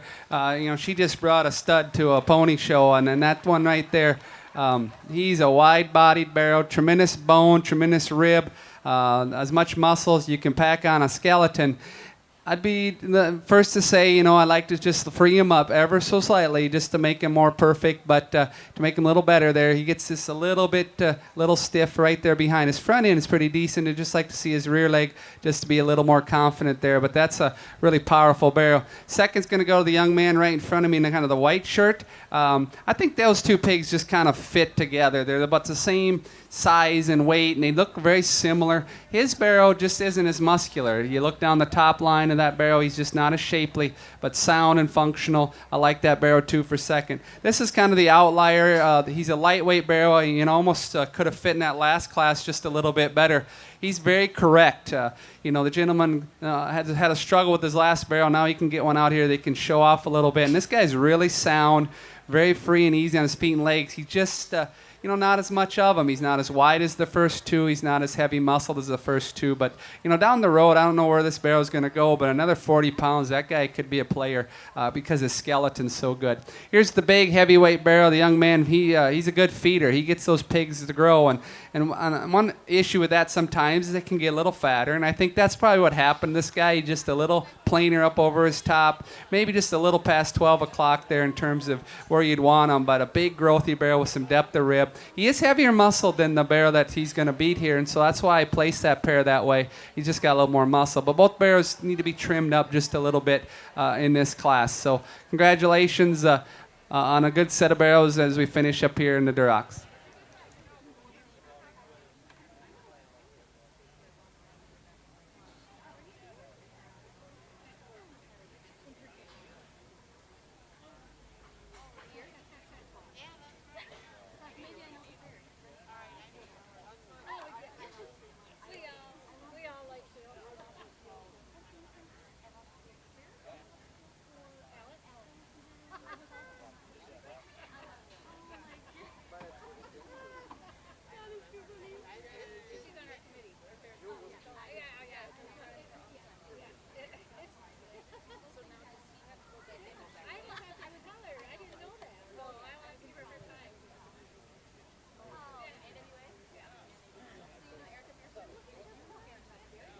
So single entry here, his other barrel that he had in the show, This is a good functional barrel. This is a good feeding kind of hog, kind of if you had a whole bunch on a finishing floor that looked like him, they look like they grew well, they stayed healthy, very profitable kind of pigs from a production side. A show ring side, you maybe, in a show ring, you'd like to see him just a little bit leaner up over his top and maybe just fancy him up a little bit in terms of his front end and clean him up there. But that's a good production hog. Looks like he fed well. So congratulations on a good project this summer.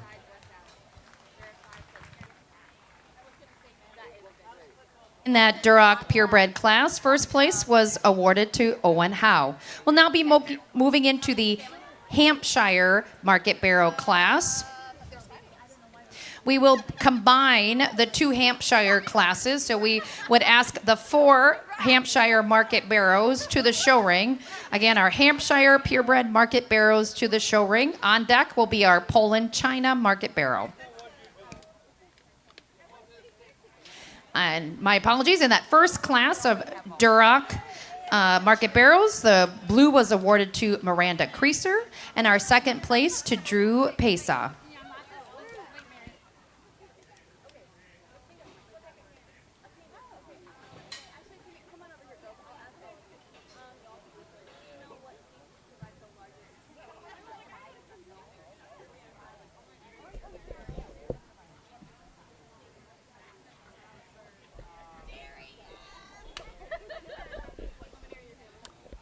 We continue coverage of the Dunn County Fair's Swine Show today.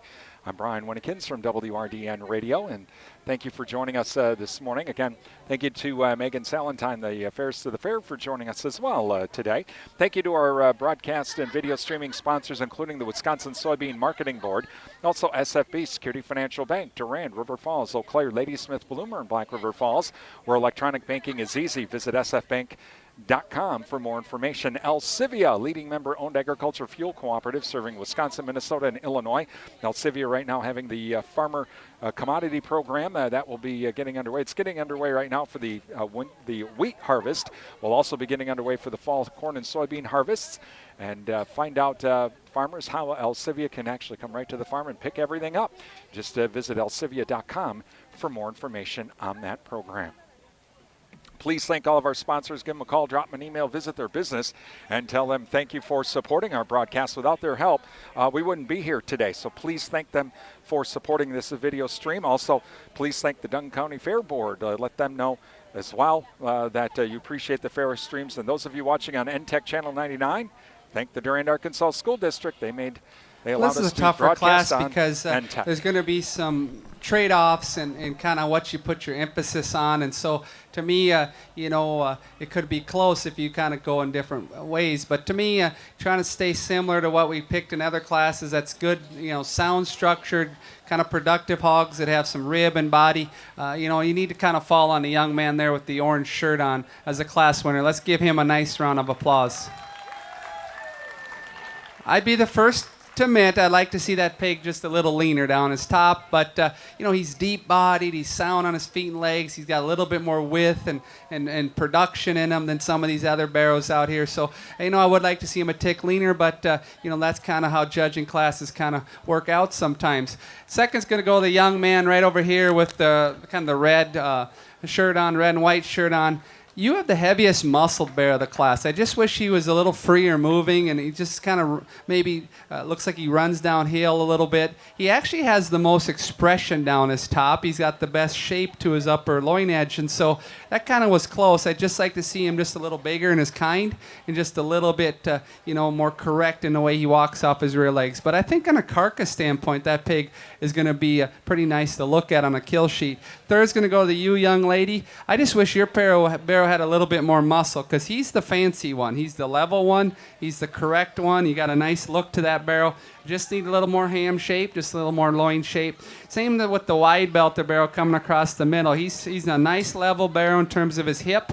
He just needs to have a little more muscle expression. We get right behind him. He's maybe the flattest in his ham in the stifle region. So nice set of barrows. A lot of differences. Good class. Congratulations.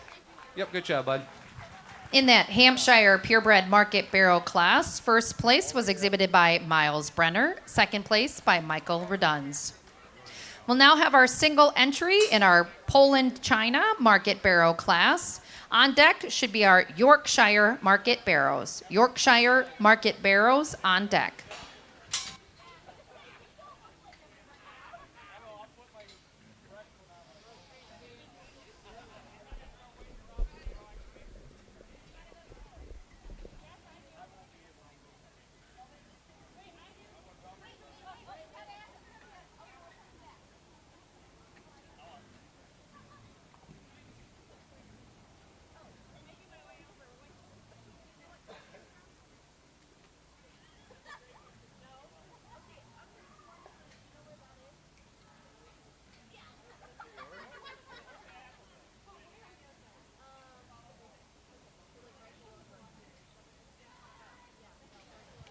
A nice Poland barrow here. It's unfortunate he's kind of battling a little bit of an injury there, because if he was at 100% and we could see him get out and go, that's a nice barrow. Well kept, well fitted, kind of good hair, skin and hair on him.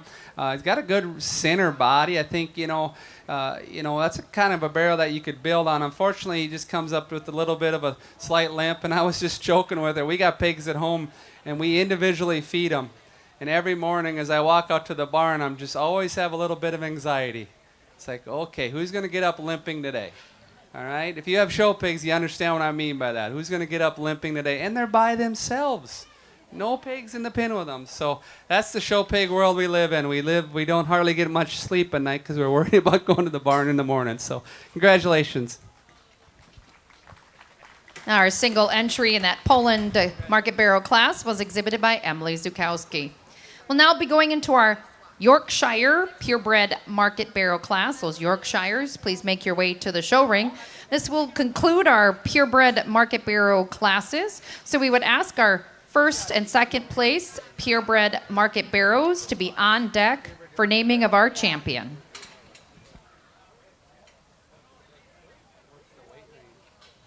We just got one York choice?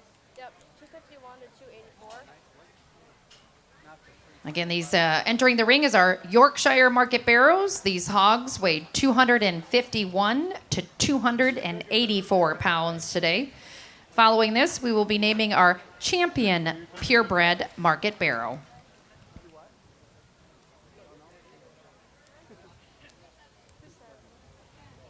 How about you? What do you weigh? 282? You?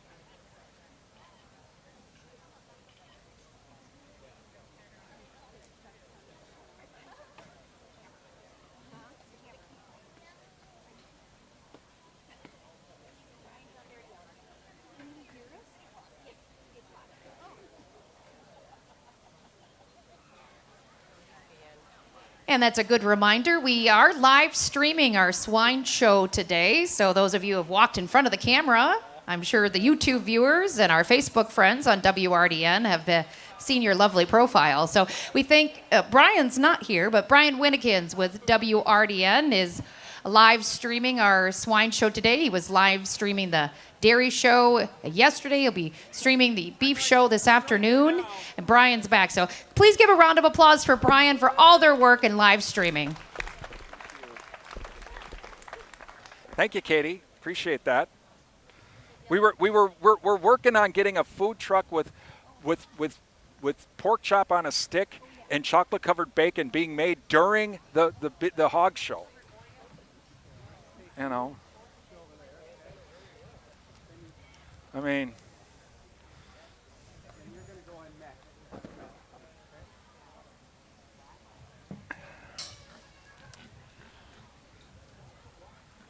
those of you watching on our YouTube channel and Facebook page, drop us a note in the comment section where you're watching us from this morning. We'd love to hear from you.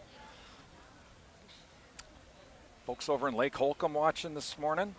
Beaver Dam as well have checked in. So let us know where you're watching from. You can put that in the comment section and on our Facebook page or our YouTube channel as well.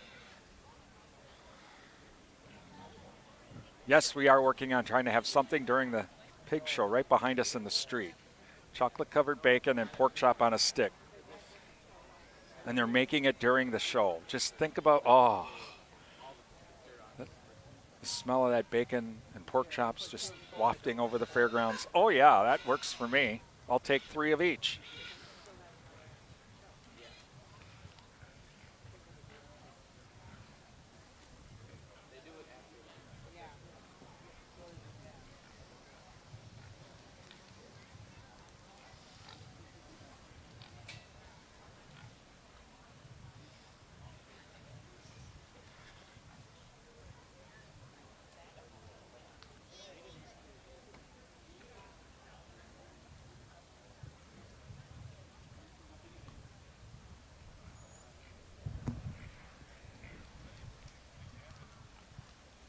Well, let's put our hands together, everybody, around the ringside here. I don't know if it was just me, but it got awfully quiet, and it should be, because I think even though you may not be a hog judge or be around this a lot, I think most people have the inherent ability to see quality. Okay, we see it every day when we look at automobiles or clothing. We can kind of see quality, and so I think most people, if you just walk in cold turkey and never been to a hog show, you're just going to say, well, there's something different about these pigs. They just look a little bit, higher end, higher kind of hogs in terms of just their skin, their hair. These guys have been worked with at home. The showmanship is really outstanding. And so as a pig judge, this is fun. This is fun for me. And I'll tell you straight up, other than maybe when I do some bigger shows or something, you don't see at county fairs purebred barrel classes like this every day. So this is outstanding, and this county is over the years I've judged a few counties in Wisconsin, quite a few actually, and this county to me is one of the better hog shows you're going to see in this side of the state. So this is awesome. Congratulations, guys, on a great class all the way through. What makes this unique is that, boy, all 3 of these barrels that I left out here to walk around here at the end, they bring some way out there features about them that are just really fun to look at. And so putting it all together and trying to find that one that has that just a little bit more extra to them and just a little bit of those neat things about them, particularly the look, the style, the balance, and that extra pizzazz about them. Young man right here with the gray shirt, you're going to have the class winner. Congratulations, bud. Where he excels with my second place barrel, and that's going to be the gentleman here with the black shirt. He's going to end up second in this class. Where he excels him is in his front 1/3. If you get both of their heads out of the top side of their blade, he's better from his blade forward. The top of his crest is laid in a little fresher, his neckline. And I'm using terms I haven't used all day, but when you're judging at the upper level of pig judging, they all have enough muscle. They all have enough bone. Now what separates them, it's kind of the highest end of judging, and that's the design factor that guy has. One other thing I like about that barrel is his top shape's a little bit more genuine than this guy. He's got just a little bit more crispness to his loin edge than the barrel in second. Now this guy's a beautiful rib shape. If you want to paint one how you want that body cavity to look like from his shoulder into his 5th rib there behind his shoulder, how that all blends. His body and fill, he's got a nice fill on him for a show ring. He's heavy duty. You can see he's a little bit jammed up in his head and neck region. He's not quite as kind of rolled up in his loin edge as that first one, but that's an outstanding barrel. 3rd place, that barrel needs just a little bit more time. He's a little bit hard in his forerib. He's a little bit kind of flat in his rib shape. If he had just a little more time to flesh up and body up, that 3rd place barrel is really good in terms of bone and foot. Such big legs on that guy. Well, your ribbon fell there. Big legs on that guy. He's just a little harder and flatter bodied. The barrel that comes here in 4th has got probably just a little bit more, from a compositional standpoint, a little more condition on him. His head and neck kind of show that. He's got a nice groove down his back, but I think he's still got a little bit more in terms of his 10th rib fat. I like to just freshen that guy up a little bit. He's probably just a little bit past 12, but he's got a good rib shape. He's a square-built one. Kind of a muscular barrel here that I like to see a little bit more bone and foot size, but he does have a nice shape to his top from a muscle standpoint. Just needs to be a little bit more burly. So great class, awesome set of pigs. Congratulations. In that Yorkshire purebred market barrel class, our first place blue was exhibited by Braden Wolf, and our second place blue by Nate Edwards. Our third place was exhibited by Miranda Creaser. We'll now be moving into the naming of our champion purebred market barrel. We will ask our first place Berkshire to the show ring exhibited by Emily Zukowski. Our first place Chester, exhibited by Castian Steinmeier. Our first place in our first Duroc class, exhibited by Katie Steinmeier. Our first place Duroc from our second class, exhibited by Miranda Creaser. Our first place Duroc in our third class, exhibited by Owen Howe. We would like our first place Hampshire, exhibited by Miles Brenner. Our first place Poland, exhibited by Emily Zukowski. And our first place Yorkshire, exhibited by Braden Wolf. Again, we are naming our champion purebred market barrel. Please have your second place purebred market barrels on deck for naming of reserve champion.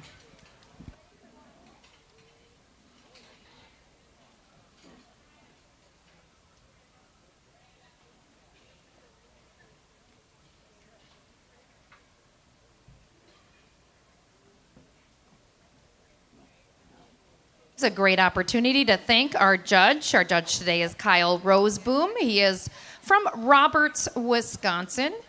He does work at the University of Minnesota as a lecturer in their Department of Animal Science. He's providing some great education and information for you today. So please give a round of applause and welcome Kyle to our Dunn County Fair.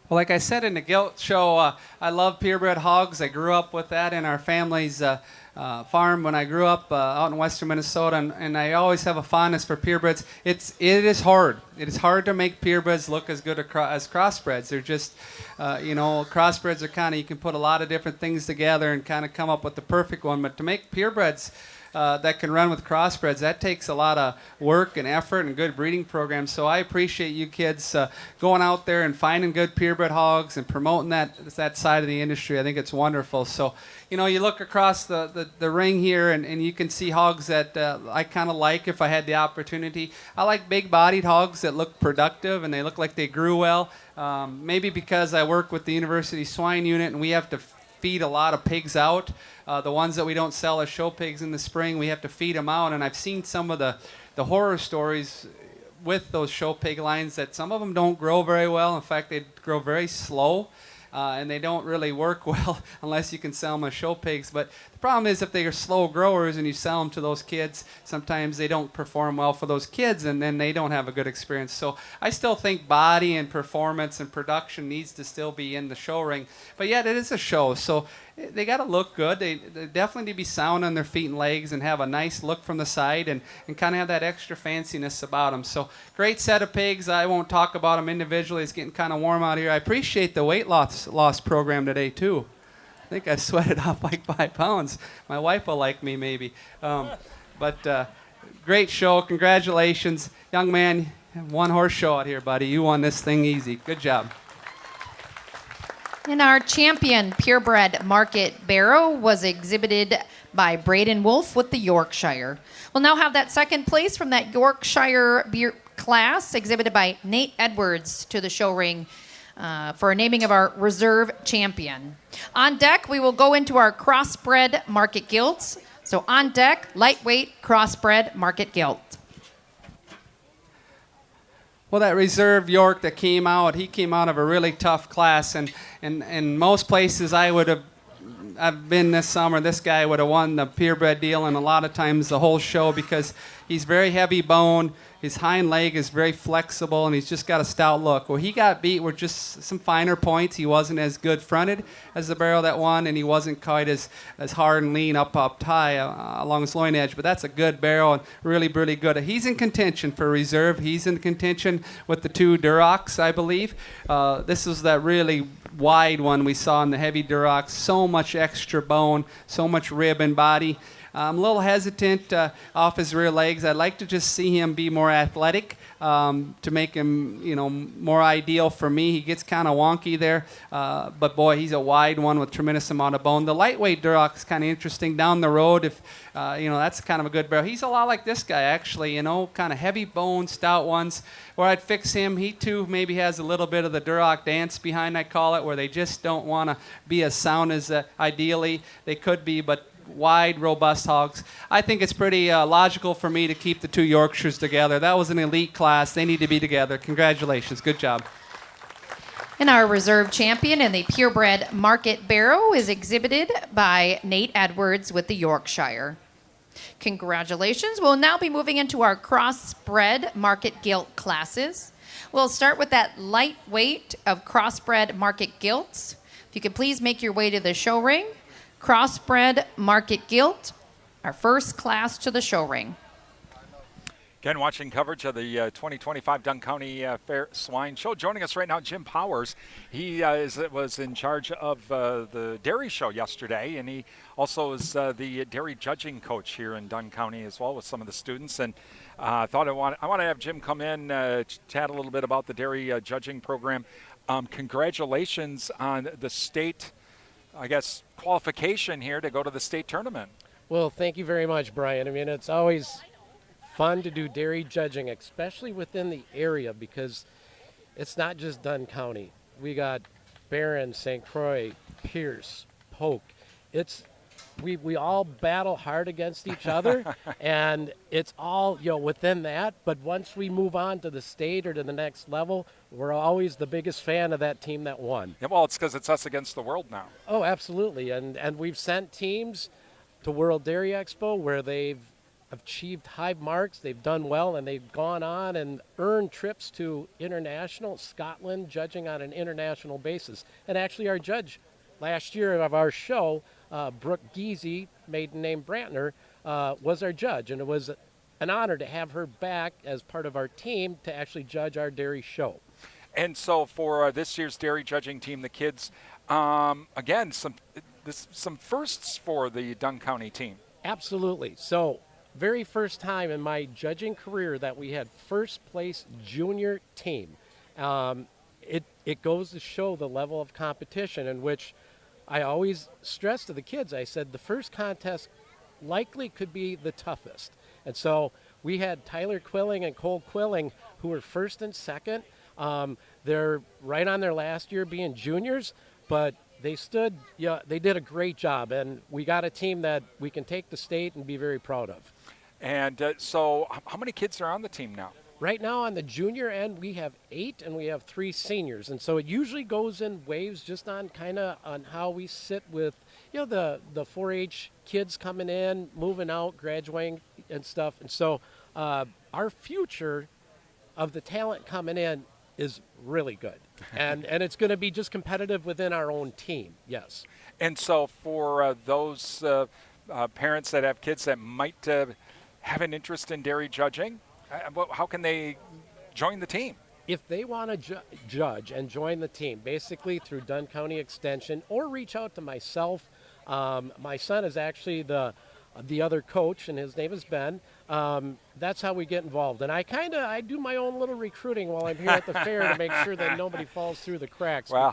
And we've talked about some of those that you want to recruit, and it's like, yeah, that would be a good person, but there's a thing called Durand girls basketball, because you have kids from Pepin County, yes. You have Durand girls basketball, and I'm sorry, but that's probably going to take some precedent. Yeah, we get trumped Again, on we're on our first class of yeah. crossbred market gilts. We do have 4 classes today, so we're in class number 1 of our crossbred market gilts. On deck, class 2 of our crossbred market gilt. Class 2 on deck. In this first class of market gilts, to me, first impression is always the most important. Which one hits you the hardest and kind of has that kind of ideal look. And I think, gentlemen, your gentleman in the black, his gilt kind of comes to the forefront pretty quickly. Let's give him a nice round of applause. Good showmanship on that gilt, and a gilt that you like in terms of she's just a little different than the others because she's a little bit heavier boned, more width to her chest, a little more openness in her rib shape, and just, has that stout look. Now, I'd like to see her probably just get out and grab another gear in terms of just move faster out here so you can really see her go. But, if I could pick on her, maybe it's just that she's a little hesitant off her rear step. Maybe like to go a little bit more forward with that stride. But that's a stout one that's got a lot of power. Second's going to be the young lady in the red, kind of bluish shirt. We've seen her a bunch today. Her blue butt gilt, very correct. I like the top line, smoothness of her hip-loin junction. Her levelness is very good. She's not quite as opened up in her skeletal width, not quite as heavy bone. Third's going to go the young lady with the other blue kind of blanketed barrel or gilt there. Love the design of that one. She just needs a little bit more, fuel in the tank. Just open her up a little bit, more rib shape. But really neat to look at from the side. Neat neck, very level, very correctly made. Fourth is going to go the gentleman there with the other tricolored gilt there. That's a heavy muscle gilt down her top, and that's a gilt that's got a good shape of an expression up in her upper hip region. She's a little bit plainer about her neck shape, a little bit kind of narrow in her stride behind. But boy, she's got a nice shape up top, a good extra muscle dimension there. The big spotted gilt, I think, just has more depth and more width of body than the remaining. The other two red spotted gilts, this one just has a little bit more depth and rib. She's not as lean as the gilts that went out ahead of her, not quite as expressive. And then we've got two gilts that kind of look alike. I like their levelness, I like their correctness of rump structure, but both of them, unfortunately, just maybe don't have that extra muscle dimension. They're a little narrower made hogs as you compare them to the ones that beat them. So good class, guys. Congratulations. In our first class of crossbred market gilts, our first blue was exhibited by Nate Edwards. Our second blue exhibited by Miranda Creaser. We'll now be moving on to our second class of crossbred market gilts. These hogs weighing 251 to 264 pounds. Again, class 2 of crossbred market gilts to the show ring. Class 3 market gilts on deck. Again, we continue our conversation with Jim Powers. He's dairy coach for the Dunn County Dairy Judging team. As, again, talking a little bit about the dairy judging team and how kids in 4-H and even FFA can get involved. But, yeah, that's when you do that recruiting, that is kind of hard because that sports thing. Again, I know in Durand, if it's, some of those girls, if they're in girls' hoops, I'm sorry, but you're kind of out. Absolutely, and I get that, and we understand it. And when we work out once a week, and we normally make it like on Sunday evenings. Usually that can get to be a little bit of like family day and stuff to where they have time and we can do it because we always make it fun, in which there's snacks afterwards, and our host farms that allow us to come, big thanks go out to them because without them, we would not have workouts. And everybody is so gracious to allow us to come, show us their cows, allow us to take over their barn per se for an hour or two, that we can have that time to look at their animals, teach, and do it. Have some of the because of the dairy judging class being at, well, I'll just say like at Brian's Dairy Farm, and geez, I didn't realize this cow was that good. Who wants to show it? Maybe I'll let you show it. Has that happened? I mean, we get to some farms where, yes, they do. They have animals that are that good. And to take them out and to hit the show ring every now and then, it's not uncommon. Actually, the heifer that was champion heifer, we did judge her in class about 2 months ago, yes. Oh, wow. Talking with Jim Powers today during the swine show. Okay, well, I know you're a dairy guy. Can you could you go out in the ring here and show, we should have like celebrity pig showing here for, Well, actually, I mean, because I know a little bit about pigs. Yeah, I've had the kids that all went through stuff from hogs to dairy to horses to dogs.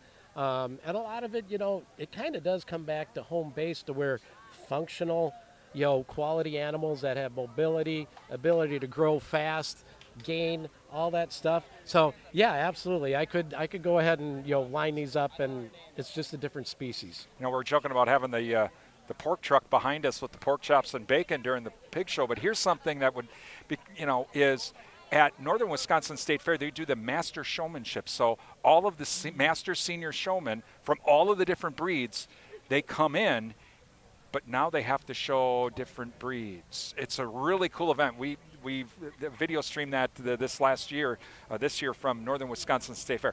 I think that would be a cool thing to have here at Dunn County. That could be a lot of fun. That, I like the idea, and you'd be surprised on the number of these kids that are diversified, if you want to say that, where they have showed other species. Until it's a sheep. Well, that's true, or a goat. We might be a little bit limited on some of those things, but yeah, that I like the idea. Yes. I mean, I think it's something that'd be wonderful, maybe to add here to the Dunn County Fair. Well, again, Good quality class here. I think more uniformity than some other classes we've had today. These kind of all match up in size and weight and kind of look very similar from just an overview. But, when you get inside of them and kind of really study them, particularly coming at you, that chest floor shot that you get that lets you look at width and skeletal width, and then we'll watch them go away with some power. I just think it's there's a winner in this class and then maybe a more competitive second spot. But the winner to me is the young lady over there with the painted gilt there. I think she kind of comes to the forefront with her gilt. Congratulations on a nice class winner.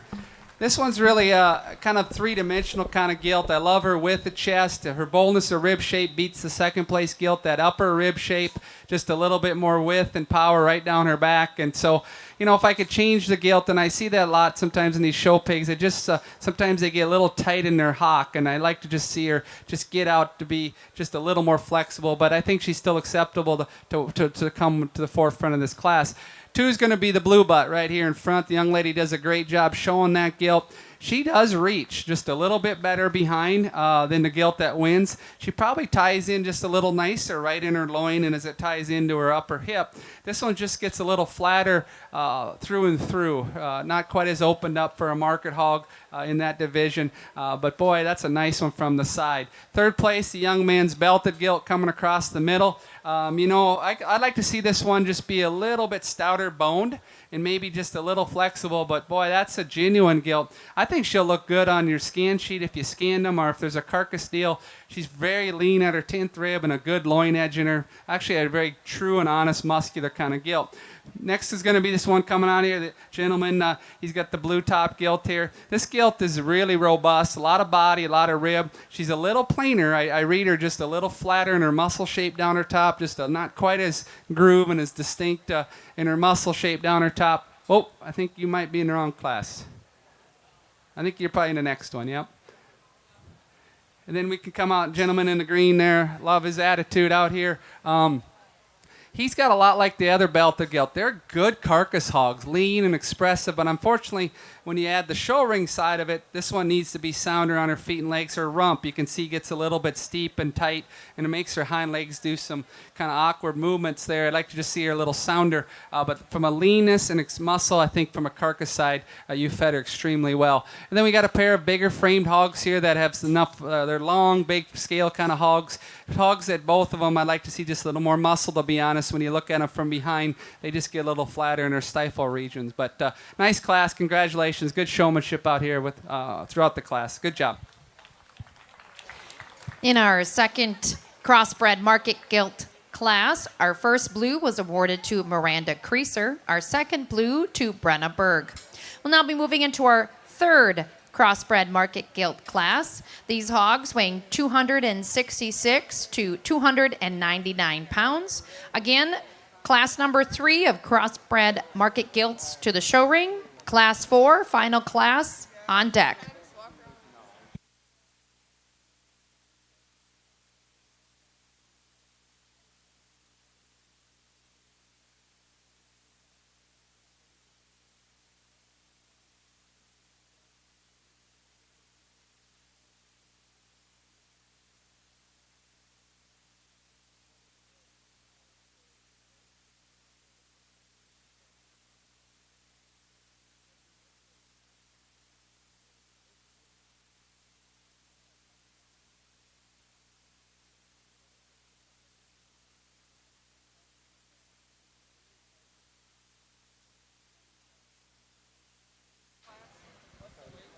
Again, these hogs weigh 266 to 299.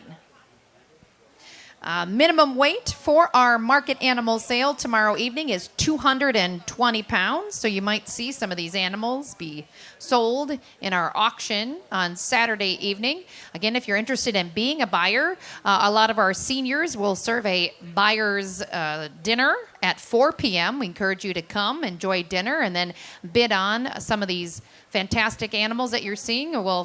The auction will feature not only hogs, but also beef, sheep, and goats. And while we're talking about our pigs here, we've got a trivia question. I know if you're listening, if you've listened to Brian Winnikins on our WRDN live stream, he does quite a bit of trivia to fill kind of the time. You might not hear it if you're live in person. But what processed pork product is made from pork bellies? What processed product is made from pork bellies? And anybody besides Jack Edwards can answer. Bacon. Bacon. Chocolate? No, I don't. Chocolate covered bacon. On a stick. The answer is bacon. Bacon is made from pork bellies. And if you're Brian Winnikins, he would like you to add chocolate to it. So Chocolate covered bacon. Can't beat that. We continue our conversation as well. Jim Powers, dairy judging team coach for Dunn County, as they are going to the state tournament in August.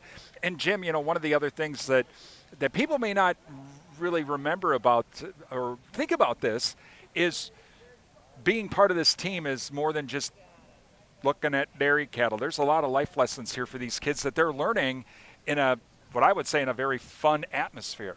Absolutely, it is a fun atmosphere because the kids just they develop camaraderie amongst the group, and so there's when they start gluing together and when they start working with each other, we'll have them give reasons to their peers, which that gets to be intimidating.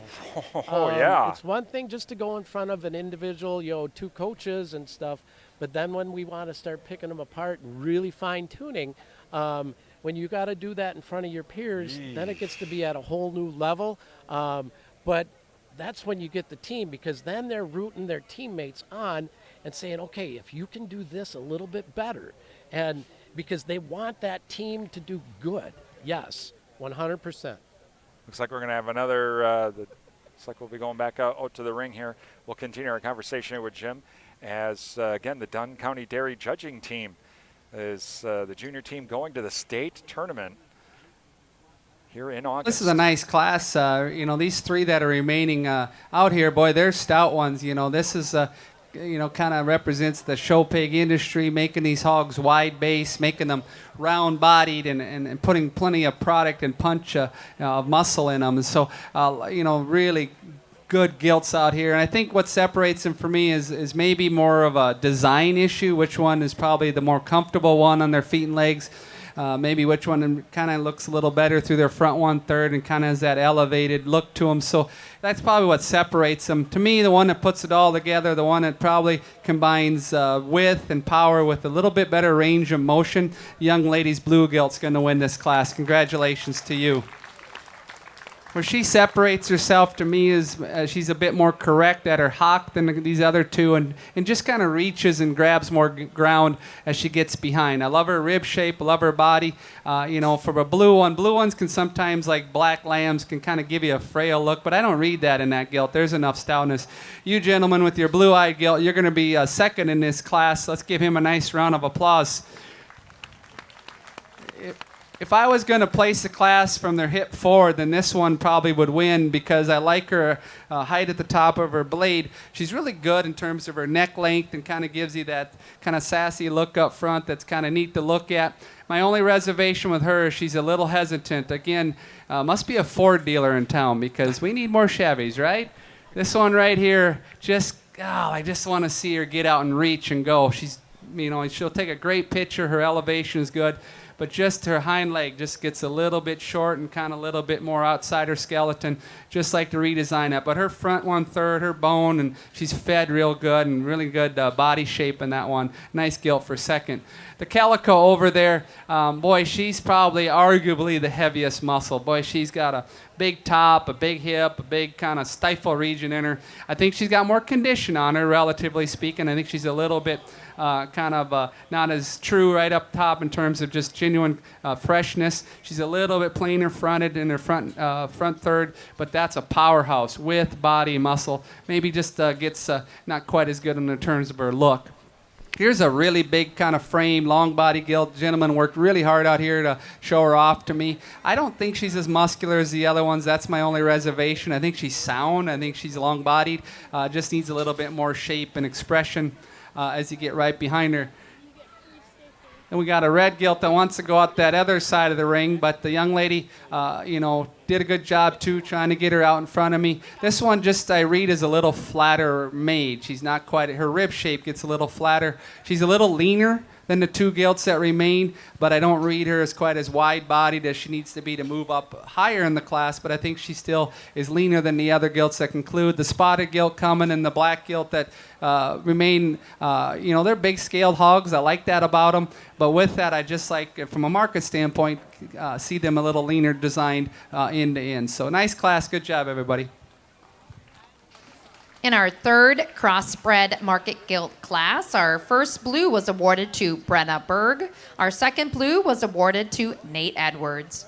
We're now moving into our final crossbred market gilt class. These hogs weighing 276 to a nice 310-pound market gilt. Please make your way to the show ring. Our final class of crossbred market gilts to the show ring. Following this, we will name our champion crossbred market gilt. So we would ask our first place blues from our 4 crossbred market gilt class to be on deck for naming of champion crossbred market gilt. Again, continuing our conversation with Jim Powers today with Dunn County Dairy Judging as they're going to the state tournament. And Jim, we talk about the life lessons, but for the kids, okay, you're getting them ready. What's the key? If we had an adult dairy judging competition and I was on the team, what's the key here? The key is confidence. And so being able to explain and defend your placings and to speak, comfortable, speak with confidence, to crawl out of your box. So if you got to step outside of your box to make it comfortable. And a little oddly enough, I got two girls right behind me that are on the dairy judging team. I got a reminder senior to our and a youth junior in the one barns. We that are starting to listening warm to me up a give little this bit interview. here this And afternoon. So I make would sure even you're keeping grab those pigs Kylie nice to and come cool. here You're briefly keeping them and sit watered down down. They and have give a little adequate bit on water what and you've learned cool for down reasons and how as you they gotta get give them hot. and I know stuff they like that. tend to And overheat. you're gonna Remember, see, pigs and you're gonna do hear her not talk because sweat. she's Pigs come don't have out of her shell a lot, and she can give a really good set of reasons. So here it is, Kylie Schlew. All right, yeah, we're going to have Kylie step in here. Their body temperature regulated. So make sure those in the barns, you're keeping your animals. Give a good interview, okay? So with Kylie Schlew, she's with the Dunn County Dairy Judging Team. So Kylie, all right. She's got coach right here. Are you nervous? A little. So what, he said confidence is the key. Is that the key? Yes. Yeah? What do you, why? Why is that? See, we got her shy. It's pretty fun. Just pretend I'm a judge. Yes. And so when I have you give reasons, explain Yeah. what you got to do. What do you got to do? Why is it important to be confident? You gotta walk in there with your game face on and let them know that you want to win. All right. And What do you like best about doing this?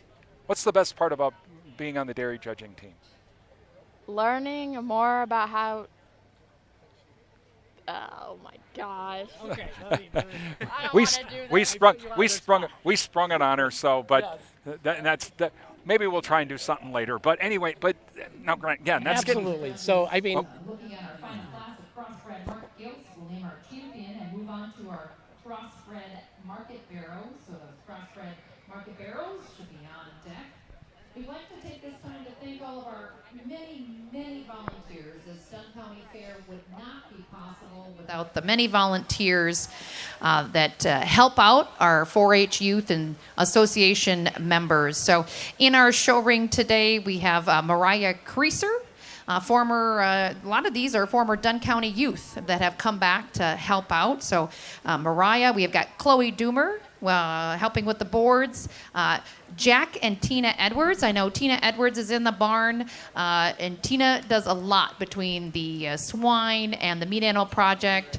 Paula Powers sitting next to me, also running, and Logan Voigt. So please give a round of applause to all of our volunteers as well.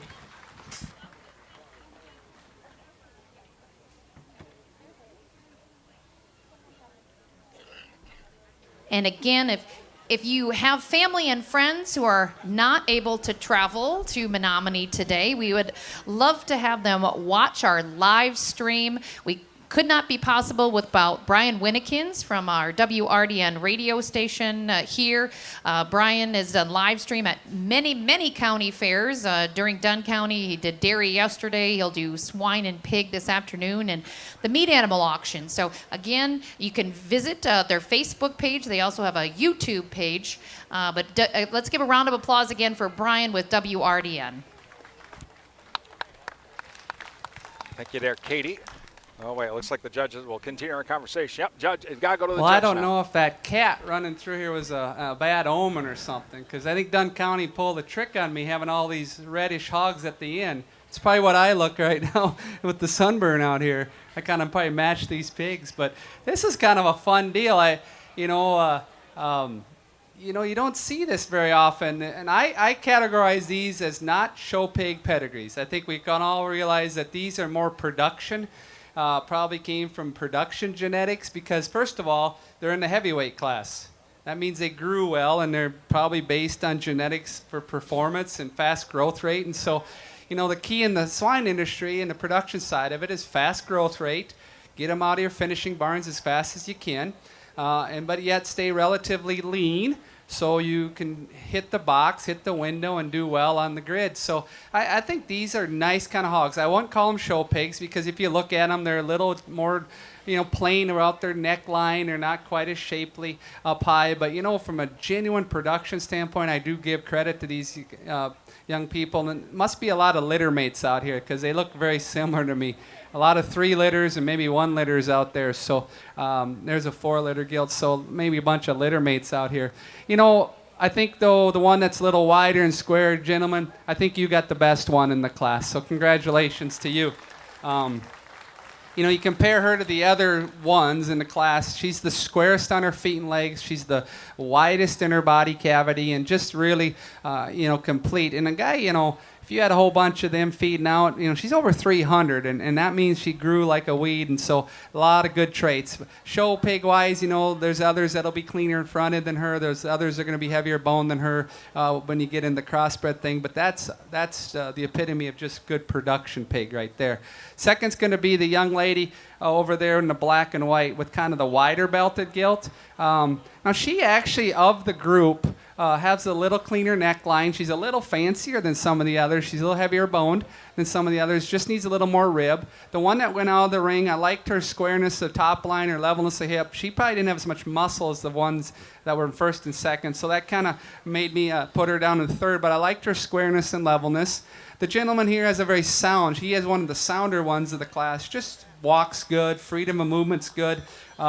That pig just needs a little bit more expression to her hip region, a little more expression to her rump region. But I thought she moved pretty good. This is a bigger scale, one of the bigger scaled ones of the class, but unfortunately she got a little narrow at the ground, kind of closed up. This one's one of the leaner ones of the group, but she needs more rib and body. So you can see they all have a thing about them that I really like and maybe an area that they need improvement. But that one was a lean one. It just needs more rib. The 2 black ones that conclude, I thought maybe from a standpoint of muscle, unfortunately, they were the flattest muscled ones of the group. They're certainly lean enough, I think, to be a good production hog. Just like to see more expression of muscle. So nice class, interesting and fun class to judge. Our final crossbred market gilt class, our first gilt was exhibited by Ryland Homestead. Our second was exhibited by Isabella Auth. We'll now be naming our champion crossbred market gilt. We would ask our first place from our 4 classes to make your way to the show ring. In our lightweight class, our first place was exhibited by Nate Edwards. In our second class, Our first blue was exhibited by Miranda Creaser, weighing 264. Nate Edwards' gilt weighed 235. In our third class, our first place blue was exhibited by Brenna Berg, weighing 271. And in our heavyweight class, our first market gilt was exhibited by Rylan Homestead, weighing 306 pounds. We would ask our second place crossbred market gilts to be on deck for naming of reserve champion crossbred market gilt. So we continue our conversation with Jim Powers with the Dunn County Dairy Judging Team. Before we let you go, Jim, I guess, okay, so we're going to state. If the Following the naming of our champion crossbred market gilt, we will move into our crossbred market barrow classes. So crossbred market barrows on deck. So if the junior team places first or second at state, do we go on to the double jeopardy round at World Dairy Expo? For the juniors, that they're done. Okay, so we only have it for the senior division to where they go on to the next level. But so the juniors are at their pinnacle. And the difference between the junior and senior team is once they get into the senior team, and so basically that's high school, they start doing reasons. And so they have to give oral reasons without notes and defend their placings within 2 minutes. They have a time frame to talk for 2 minutes. And oddly enough, 2 minutes does get to be a long time. Yes, it is. But a lot of them push the edges of it because they get that much detail about what they're talking. And so they need to paint the picture. And so you need to be able to talk about it, give descriptive traits, giving pros and cons of each animal, doing comparative, and then you have 2 minutes to do that. And so that's the difference between the juniors and the seniors. And so we're going to participate down there with the juniors, and hopefully they do good, and they'll be at the end. But when they get to be seniors, in which that's the little prize in which a lot of these juniors, they know the prize at the end is to win a trip to, the state, to World Dairy Expo, and possibly to Scotland. And so that ends up being a lot of fun, and that's what they all shoot for. Oh, wow. Well, good luck to the Dunn County Dairy Judging Team as well. They're headed to state here in August as well, and thank you to Jim Powers for joining us as well. Yes. Brian, I just want to thank you for being here at the broadcasting and having this live stream. Your services that you provide is certainly appreciated by this country community. I mean, we all kind of stick together, and it is very appreciated on what you do, and so thanks for being here. Well, thank you, and I've told everybody, please thank the Dunn County Fair Board because they help us out with a lot of stuff to be able to do this, and also thank all of our sponsors because without them, there's nothing happening, so thank them as well. But thank you, Jim, for the kind words, and it looks like we're going to get our Well, let's put our hands together here We'll as they compete for your champion crossbred market gilt.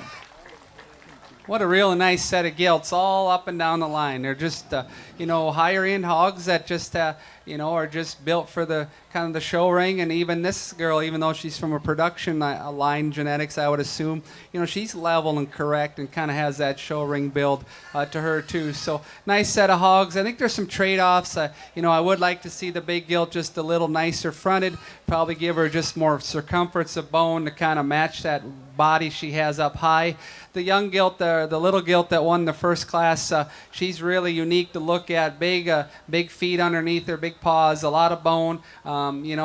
She's just a little bit shorter coupled probably than those others as far as, length of front end isn't quite maybe as good as, let's say, the belted gilt coming across the middle. But I love her bone. I love her foot. Maybe at times I'd like to just see her reach just a little bit better behind, but that's a really powerful gilt. The gray gilt won a tough class there and beat a lot of good ones. And in that class, I thought she had a little better rib shape than some. I thought she had just a little bit more range of motion within that class. Now, with that being said, to make her even better, at times I'd like to see her just reach off her front end. She wants to go a little bit east-west. Sometimes I just like to see her maybe just grab a little more ground, even off her rear too, just a little bit to me to make her even better. And then the black and white gilt over there, the painted gilt, she's probably the one that to me has the best look from the side. Her extension and length of front ends beats the others in terms of that. She's the levelest hipped one. She's probably third on muscle, I'll be honest. If you get right back in the seat of her her pants. She's got a nice big top, but maybe not quite that stifle. And then at times she's fighting us out here, so I don't maybe get a good read on her, but I think she's got the best hind leg set. So nice set of hogs out here. Congratulations. Young lady, you're going to be champion market gilt over there. Congratulations. Our champion crossbred market gilt was exhibited by Miranda Creaser. We asked the second place in that second class, which was exhibited by Brenna Berg, to come to the show ring for naming of our reserve champion. So if Brenna Berg's second place in that second class of crossbred market gilts could make its way to the show ring.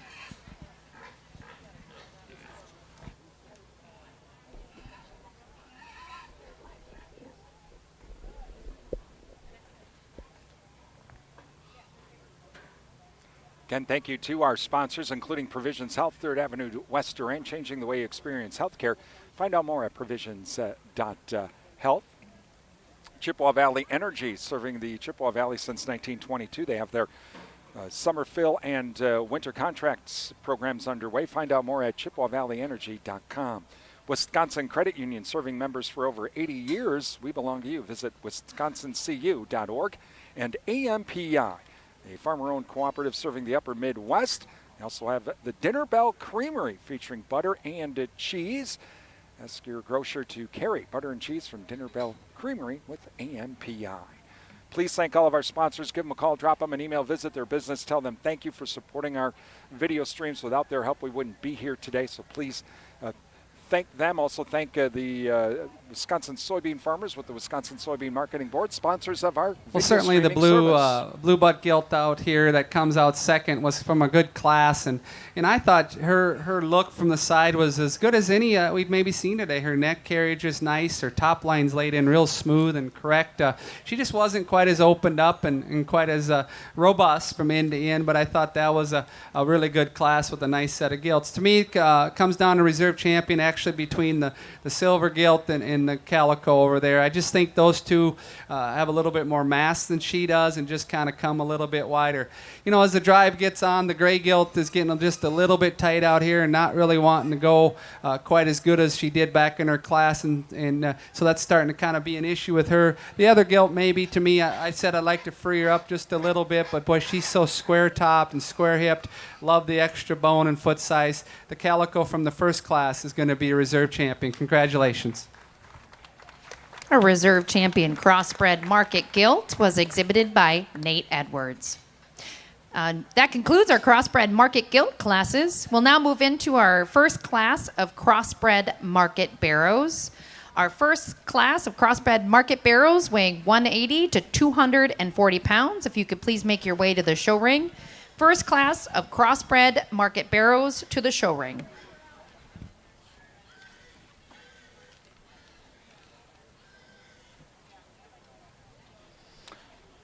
As we continue coverage of the 2025 Dunn County Fair Swine Show, I'm Brian Winnikins from WRDN Radio. Thank you for joining us today.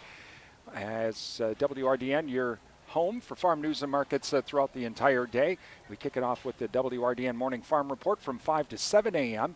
We have farm news, farm markets, agriculture, weather, interviews with some of the newsmakers, and, of course, some great classic country music, too. That's the WRDN Morning Farm Report from 5 until 7. Our early market updates at the bottom of the hour during the 9, 10, and 11 o'clock hour. During the noon hour, we have our noon farm show after our noon news with a midday market update, ag weather update as well, farm news and issues as well. Then from 1 until 3, Chip Flory is in with Agri Talk. He has the latest news and issues affecting rural America and the farm markets. From 3 till 4, Jesse Allen's in with AOA. Again, another hour of farm news and farm issues affecting rural America. During the 4 o'clock hour, Susan Littlefield's in at about 4:25 with Market Wrap. And she interviews some of the market analysts from around the country on the news of the day affecting the markets. The farm's home for radio and also farm news and markets is Rural Country 1430 AM and 107.3 FM WRDN. You can also listen to us online at our website at realcountry1430.com. You can also listen using the Live 365 app. Just download that app and do a search for WRDN. And listen to us on your smartphone or also our Roku TV.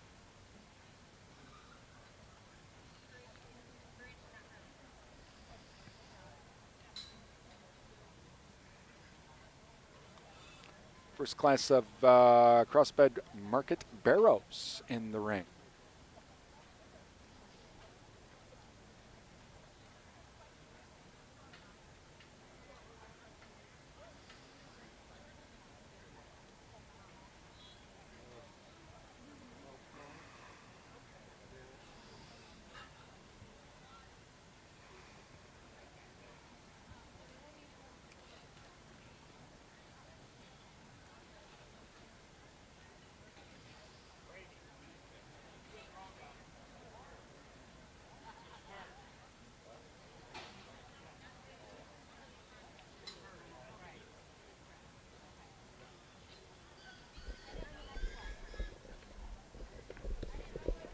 Those of you watching on our YouTube channel and on our Facebook page, let us know in the comment section where you're watching us from this morning. We'd sure love to hear from you. It's always interesting to find out where folks are watching from. During Northern Wisconsin State Fair, we had folks from as far away as Texas, Montana, Florida, Pennsylvania, and Virginia. So let us know in the comment section where you're watching us from on our Facebook page or YouTube channel. I hope you're enjoying today's video stream on a beautiful, beautiful day here in Menominee. A little bit Again, of we're smoke. starting with our first class of crossbred market barrows. We do have 4 classes of market barrows today. This class, these hogs weighed 180 to 240 pounds. By the time we get to our heavyweight class, we'll have one that weighs 336. So a lot of extra bacon in that one, I think. A lot of little extra fat as we get there. But while we've got we did have Fair Board members standing around here. A lot of our Dunn County Fair is organized and run by volunteers, including our Fair Board members. I know Deb Gottliebson was here before with our Wisconsin State Fair. She just received the Friend of the Wisconsin State Fair Award at their convention in January. If you saw the article in the Colfax Messenger, it's a high honor given to those select few who have done quite a bit for fairs over the years. So if you see Deb, congratulate her on that award. We'd also like to thank our other Fair Board members, Derek Wolf, Scott Beyer, Larry Bjork, Jeff Eckert, Ron Score, Nick Shepard, and Troy Steinmeier. So please give those Fair Board members a great round of applause, thanking them for all of their work for the Dunn County Fair.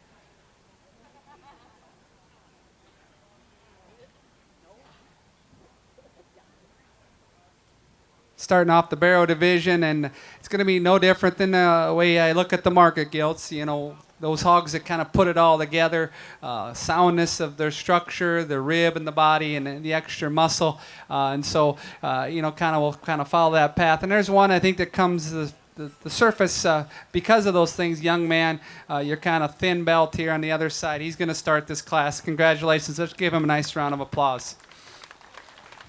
He's been showing a lot of good pigs today, and this one is a good kind of hog in terms of his looseness of skeleton. He's maybe a little bit better moving than a couple we've seen earlier that he's had. I like this guy's reach and stretch behind as he puts his feet down. He runs uphill. He's got a nice show pig look. That's a nice hog in terms of top shape and just kind of puts a lot of nice things together. Second's going to go to this kind of lighter weight barrow, and I call him more of a prospect. I don't know. Today was supposed to be his end point, probably down the road at a later show, but he's built kind of nice. He's got a good look to him up front. He's got a nice shape down his top. He's a little bit stiff. I'd like to see him just get out and reach just a little bit better, but that's a nice prospect as you get down the road to a later show. The barrel that comes here next is a good design barrel from the side. I like his levelness. The rump is real good. I didn't read him as shapely up high, right behind his blade and that muscle shape down his top. He's just a little bland there. He's not quite as expressive as the two barrels that win him, but a good design barrel nonetheless has a good balanced look to him. Here's a more expressive barrel. He's got a good groove down his back. It's just a structure thing with this guy. He gets a little off in his rump structure. His hind legs aren't quite as true and free in their movement, but there's plenty of muscle in that pig. He's got a little more muscle than the remaining pigs. Just like to see him more correct. Here's a hog that just needs to be, I don't know if he didn't drink well or he's just not really filled up today. He just needs a little more fullness to his rib, a little more depth to his rear flank. Plenty of muscle, plenty of expression of muscle there. Just need a little more body cavity. Now this is the opposite. This guy's a belly dragger. He's got plenty of rib and body. His issue is when you get down the spine of him, he's just a little bit kind of generic in his muscle down his top. He needs a little bit more expression. And then the spotted one that concludes a little more frame than the one that went out before him. Maybe just a tick leaner, but unfortunately he's kind of the narrow gauged one underneath in his lower skeleton. Just like to see him wider tracking. So good set of hogs, good start to the barrel show. Congratulations. In our first crossbred market barrel class, our first blue was exhibited by Nate Edwards, and our second blue exhibited by Braden Wolf. Well, now entering our second class of crossbred market barrows, these hogs weighing 240 to 268 pounds. Again, we're on class 2 of crossbred market barrows. Class 3 should be on deck.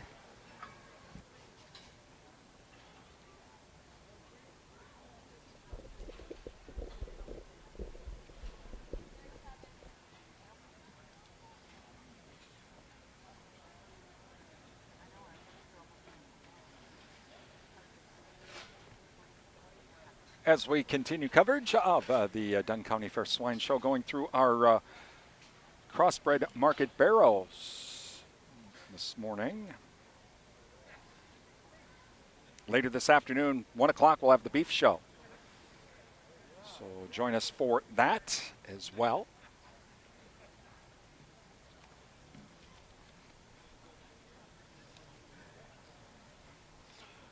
From the Wisconsin Beef Council, what's the most popular breed of swine in Wisconsin, known for its mothering ability and white color with erect ears?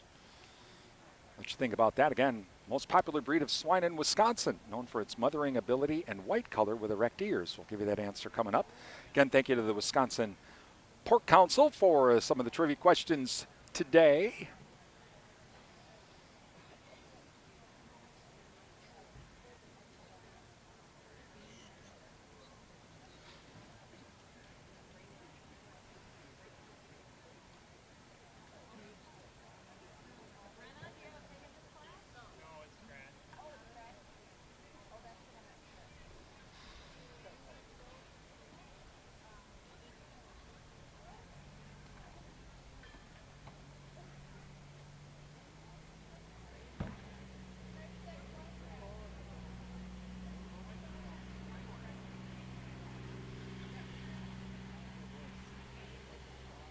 We're waiting on one more pig for this crossbred market barrel class. Again, these hogs weigh 240 to 268, and so it's a great time for a quiz question. How many pounds of feed are required to raise a 260-pound market hog? So how many pounds of feed is required to raise one of these hogs in the show ring? Any guesses? We have one guess of 500 pounds of feed to raise a 260-pound hog. Anybody else? Anybody else? How about the judge? How many pounds? He's too focused. Jack Edwards. It's going to be close to that 500, maybe a little stronger. You guys aren't close. 875 pounds of feed to raise a 260-pound hog. 875. So, and here's our last pig to enter the show ring. This is our class, our second class of crossbred market guilds. We'll ask our third class to be on deck. Maybe.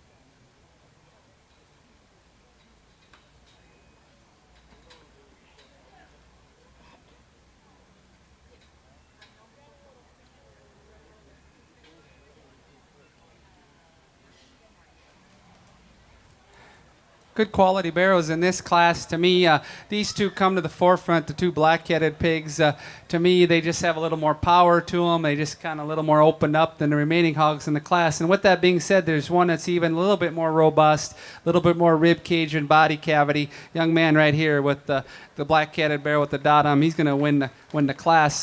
That's a wide-bodied barrow. He comes at you with some four-rib shape. There's a big hip in this guy, plenty of power when you look at him from behind. He's not the heaviest bone. I'd argue I like the bone and the foot size of the black-headed barrow over there that's been giving him some struggle. He's actually truly probably a heavier skeleton barrow, and that's maybe where I just kind of notch that first place barrow up just a little bit better if he just had a few, just a little bigger rear leg on him. But that's a good barrow to win the class. Gentleman's been having a hard time with that barrow over there, but that's a solid barrow. That kind of barrow can do good anywhere in America. Very, very sound, very heavy bone, very heavy structured. He's lean. He's got a good look to him. He's not quite as opened up in the center portion of his body, not quite as robust in his rib cage as that winner, but that's a good barrow for second. The black-headed barrow here that with the white body there, he's heavier muscled than the remaining barrows. He gets a little bit coarser in his neck and his front end. He's not quite as true moving, but he's got a lot of muscle. He's got a big top in him. I bet he scanned pretty good, loin-eye size. He's got a good expressive ham shape. I just thought he had more muscle than the remaining barrows. The black barrow here gets a little plain in the lower portion of his ham, and right through the seam of his ham, he just doesn't give you quite the expression. But the belted barrow is a little bit leaner than some of the remaining barrows. But this barrow right here, I like his soundness. The young man works hard to get him shown out here. Very competitive. Just a little bit more condition on the top side of his loin edge. I don't see him quite as truly lean as those that beat him. And then this barrow right here, kind of a big scale barrow. He too gets a little bit more condition on the top side of his loin, and I don't see him quite as expressive as the barrows that went out ahead of him. In that second crossbred market barrow class, our first blue was exhibited by Braden Wolf. Our second blue was exhibited by Hunter Roberts. Now entering our third class of crossbred market barrows, these hogs weighed 274 to 286 pounds. Again, class 3 crossbred market barrows to the show ring, class 4 market barrow on deck.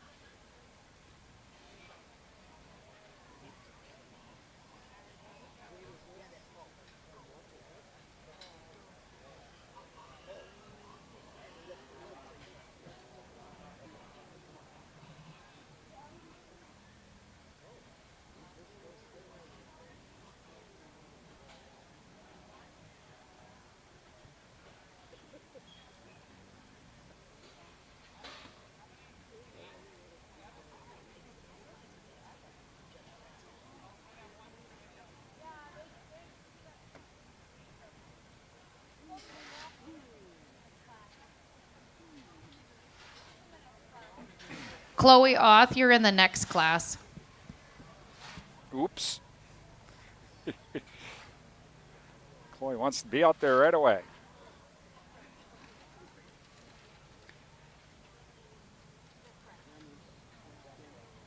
Join us later this afternoon as we will have coverage of the beef show from the Dunn County Fair. Our coverage beginning right around 1 o'clock. When we're done here with the hog show, we will make the mad dash. Got to break everything down and then get it all reset up back into the beef barn. So we'll be leaving here after the market classes.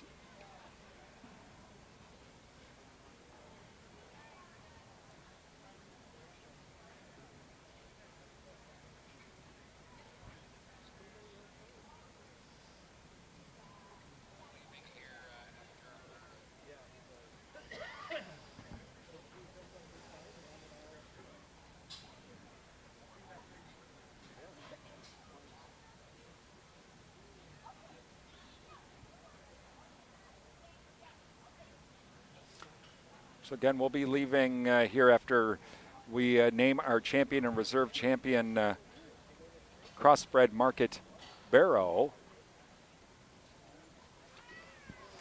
This is class number 3 of crossbred market barrows. We do have one more class of market barrows. Those should be on deck. Our heavyweight class of market barrows should be on deck. Then we'll name our champion crossbred market barrow.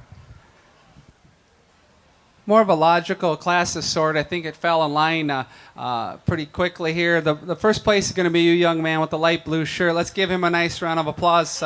Congratulations there. I think, those around ringside can kind of identify that he's kind of the show pig of the class in terms of extra balance, really good look from the side. It'd be fun to see how he'll match up at the end. I think he'll be very competitive.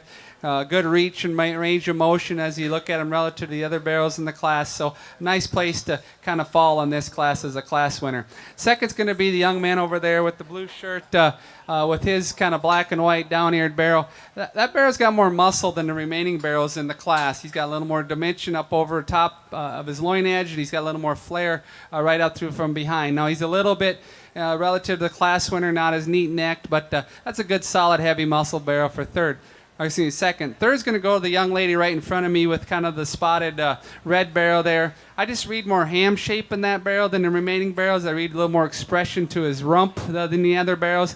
Now, he could be a little bit heavier bone to move him up in the class and maybe just a little bit freer moving, but he has more muscle and just true carcass merit than the remaining barrels. The white barrel here, as you study him relative to the other barrels that beat him, comes up a little finer bone, a little bit more small in terms of his foot size, but I do think he's got a little more dimension and width of body than the belted barrels coming next. I see a little more rib cage in the guy, a little more fullness to his rib. The belted barrel that goes out, they're tall, long kind of hogs, but they're hogs that need to be a little bit wider, hogs that need just a little bit more dimension of muscle to be more competitive. Same could be said again, both those barrels kind of similar here. Big scaled barrels look like they grew well, just like to expand them, make them a little more square and opened up when they come at you with more width. So nice set of hogs. Congratulations on a good class. In that crossbred market barrel class, our first blue was exhibited by Remy Wayne. Our second blue was exhibited by Rylan Homestead.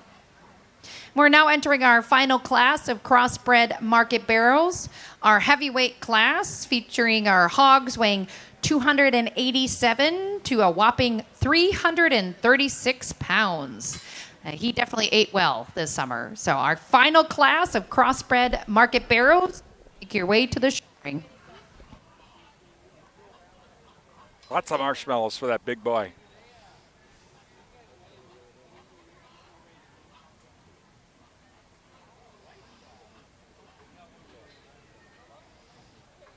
So again, what we'll do is they'll name the champion and reserve champion of the cross market barrels. Then we'll do our overall grand champion and reserve grand champion for the hogs, and then that is when we will step away, as we have the beef show starting at 1 o'clock, and so we will be breaking stuff down and making the mad dash back over to the beef barn.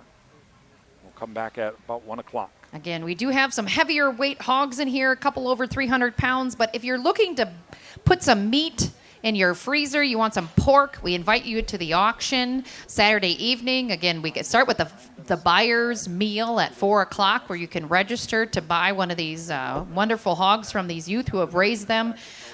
You'll only pay for 300 pounds. So the extra 36 pounds on our heavyweight hog today, it's free for you.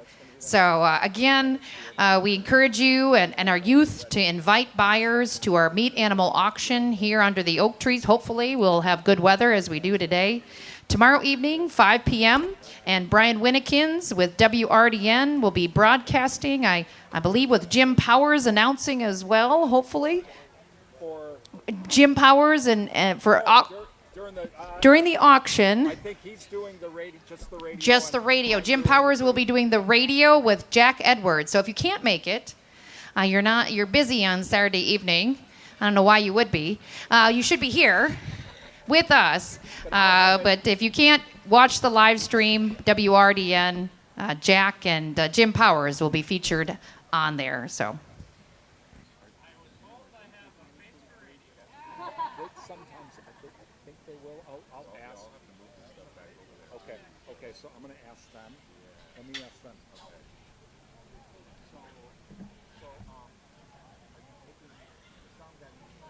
Taking a break somewhere in here. He has equipment. He does have to move to the beach.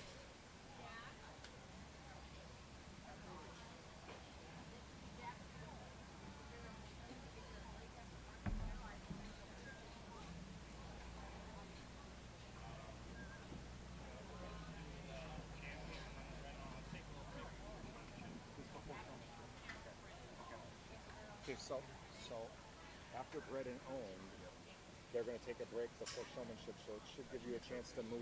You can move what you need to move. Yep, that's really great. Love that. And then the other broadcast that was going to be here for feed, They will be here for the auction tomorrow. Oh, the auction. That's for the auction tomorrow. Understood. Okay. that's fine.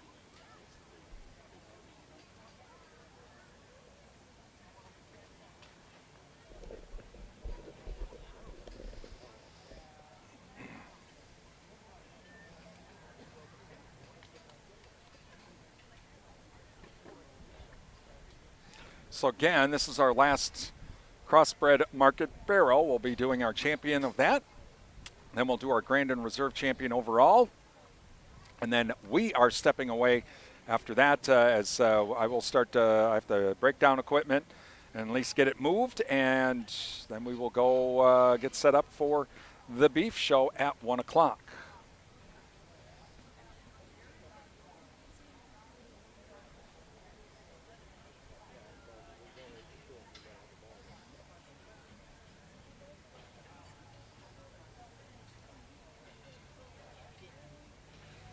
Nice set of heavyweight barrows here, and I think as a group that they all grew well and they got to this heavier weight, and for the most part stayed relatively lean. I don't see a hog out here that concerns me from a cutability standpoint, carcass merit standpoint. So kudos for that, to get that big and stay lean. That's kind of what the commercial swine industry really puts a lot of emphasis on. So congratulations. Good set of hogs here. The one that I like best is the young lady's white barrel here out front. To me, relative to the belt that's going to go second, I think he's taller at the top of his shoulder.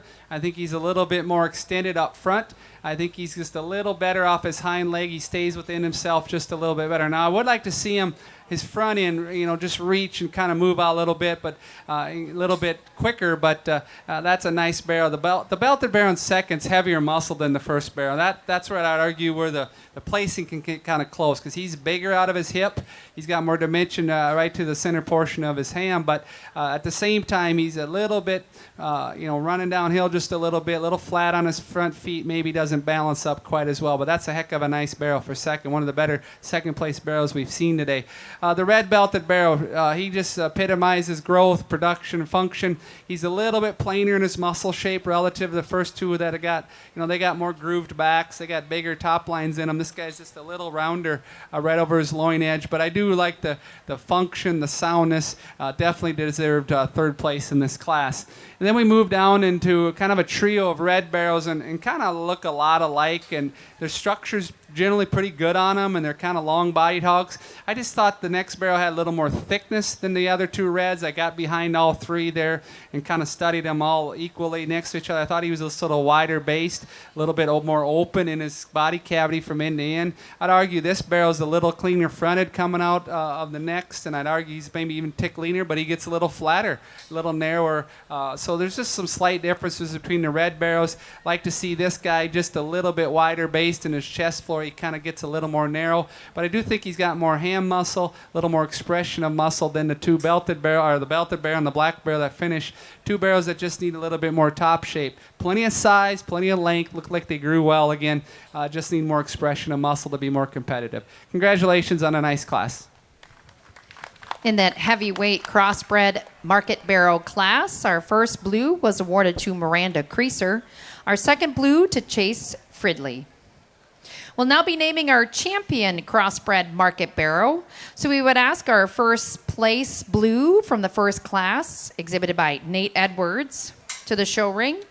Our first place in that second class, exhibited by Braden Wolf. Nate's hog weighed 240. Braden's hog weighed 268.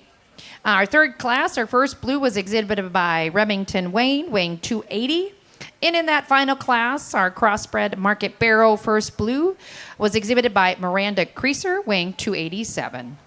Again, we should have our second place from those four crossbred market barrel classes on deck for naming of reserve champion market barrel.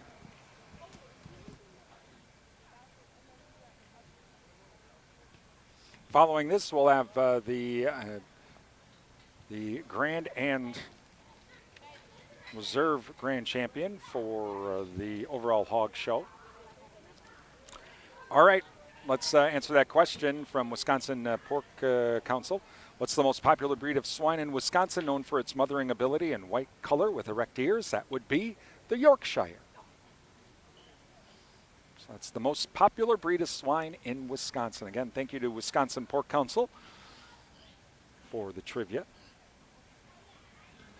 And following the naming of our champion crossbred market barrel and reserve champion, we will be naming our overall champion market hog. So we would ask all of our champion market animals to be on deck for naming of our grand champion market hog of our Dunn County Junior Swine Show.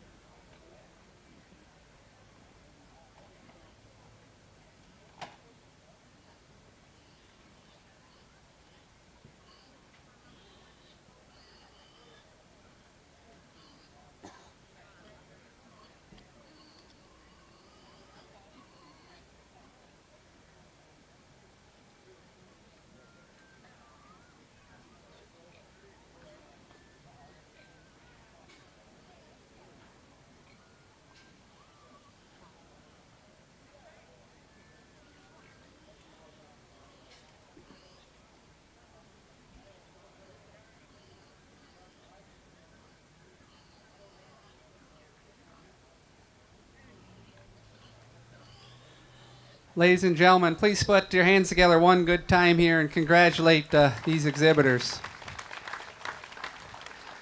you know, if you're not really involved with the show pig industry and you're just here on the outside, you may not get a full appreciation for what it takes nowadays to get these pigs to look like this at a given moment. It's, you know, when I was growing up and we were in 4-H, you know, it was very common, and we did it every summer. The fair was in August. We'd go out to the finishing floor. We had, you know, 1,000 head of pigs on finishing floor, and we just go pick one for the county fair and put a tag in it and go to the fair. And that's what everybody did. There was no preparation. There was nothing behind it. You just kind of, which families, you all raised your own pigs, and so that's kind of when we went to the fair and you kind of rolled the dice. But nowadays it's different. This is like, for some of these families, this is like their Little League Baseball. This is what they choose to do. And it's a year-round project because you work with breeders, you pick genetics, you go to sales, if you're raising them yourself, you pick your boars in the fall, and boar semen's very expensive, and good females are very expensive. So it takes so much to get these pigs to this point, and it's not just who pays the most. A lot of people have that myth. They think who pays the most is going to win. I've seen a lot of $3,000, $4,000, $5,000 barrows be fifth in class at some county fairs I've judged. That doesn't make as much difference as what you do with the pigs once you get them home. There's so much feeding and management and daily routine. It is like Little League Baseball. I would argue that you get more out of this than Little League Baseball. All right? I know that for a fact, okay? Because I see these kids. Hopefully they'll come to the University of Minnesota. I'd love to have them at the U. But I see it every year with our freshman class. They come into the Intro to Animal Science class. They sit in front of me. And kids that were brought up in 4-H, in an FFA, and brought up in the production agricultural lifestyle are our best freshmen by a mile. Those kids know how to work. They have great responsibility. They understand hard effort. You get good success. They know how to speak. When you ask them questions, they can look at you eye to eye and talk back, which is a lost skill sometime with kids nowadays. The communication thing is really a struggle. And so I love kids that come to college that come from this background. And the reason I say that is to get these pigs to this point takes so much work and effort. Our family tries real hard, but there's so many families that are trying hard too, and so it's so competitive. So if you look at these pigs, they're highly trained, and even if it's 100 degrees out in this ring right now, it feels like, but these pigs are still kind of going. These kids are sweating, but they're getting these pigs drove. You look at the preparation, the feeding, the management, the skin and the hair. It all has to come together. It's like a beauty pageant at the end. It all has to come together. So let's give them a nice round of applause. I love this atmosphere. I just love what's going on out here. And these kids are going to be successful because they know how to work. And one other thing about 4-H and FFA that it teaches them, where I don't see in every student, you know what this teaches them what to do? It teaches them how to lose. It teaches them how to lose. And then come back and try harder. And that's different. A lot of kids, first time I hand back a test to the intro class, and there's a kid that they get their first D they've ever got in life because they got A's in high school. They just floated through high school with all A's. And then they get their first failing grade in college. Some of them just melt. Their life is over. I got my first failing grade. The good ones, I think, the kids that say, hey, I've gotten a pink ribbon at a county fair. I know what to do. I'll work harder. I'll study harder. I'll get better. And that's the kind we like to see. So 4-H and FFA not only teaches you how to have a success, but it also teaches you how to handle a loss. And that's, you know, life is about how you handle losses. We'll have more losses in life than wins. So how you handle a loss is really shows a lot about the character. Well, I've talked too long, but I am very proud of these guys. A tremendous set. Now, what will separate these? It's going to be purely, all these have a good look to them. They have enough shape. It's just going to be the one that's the soundest.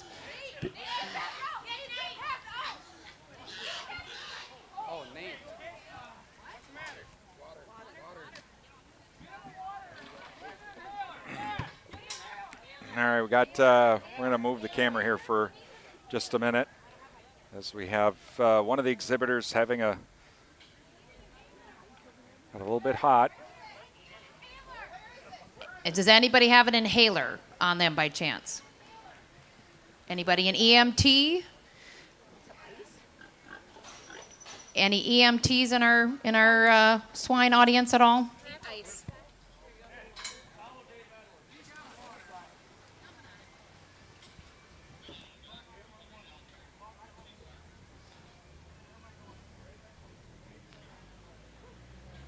All right, so we're gonna step away here for the time being. We're gonna step away from the. It's just a the reminder show. to our youth in our barns.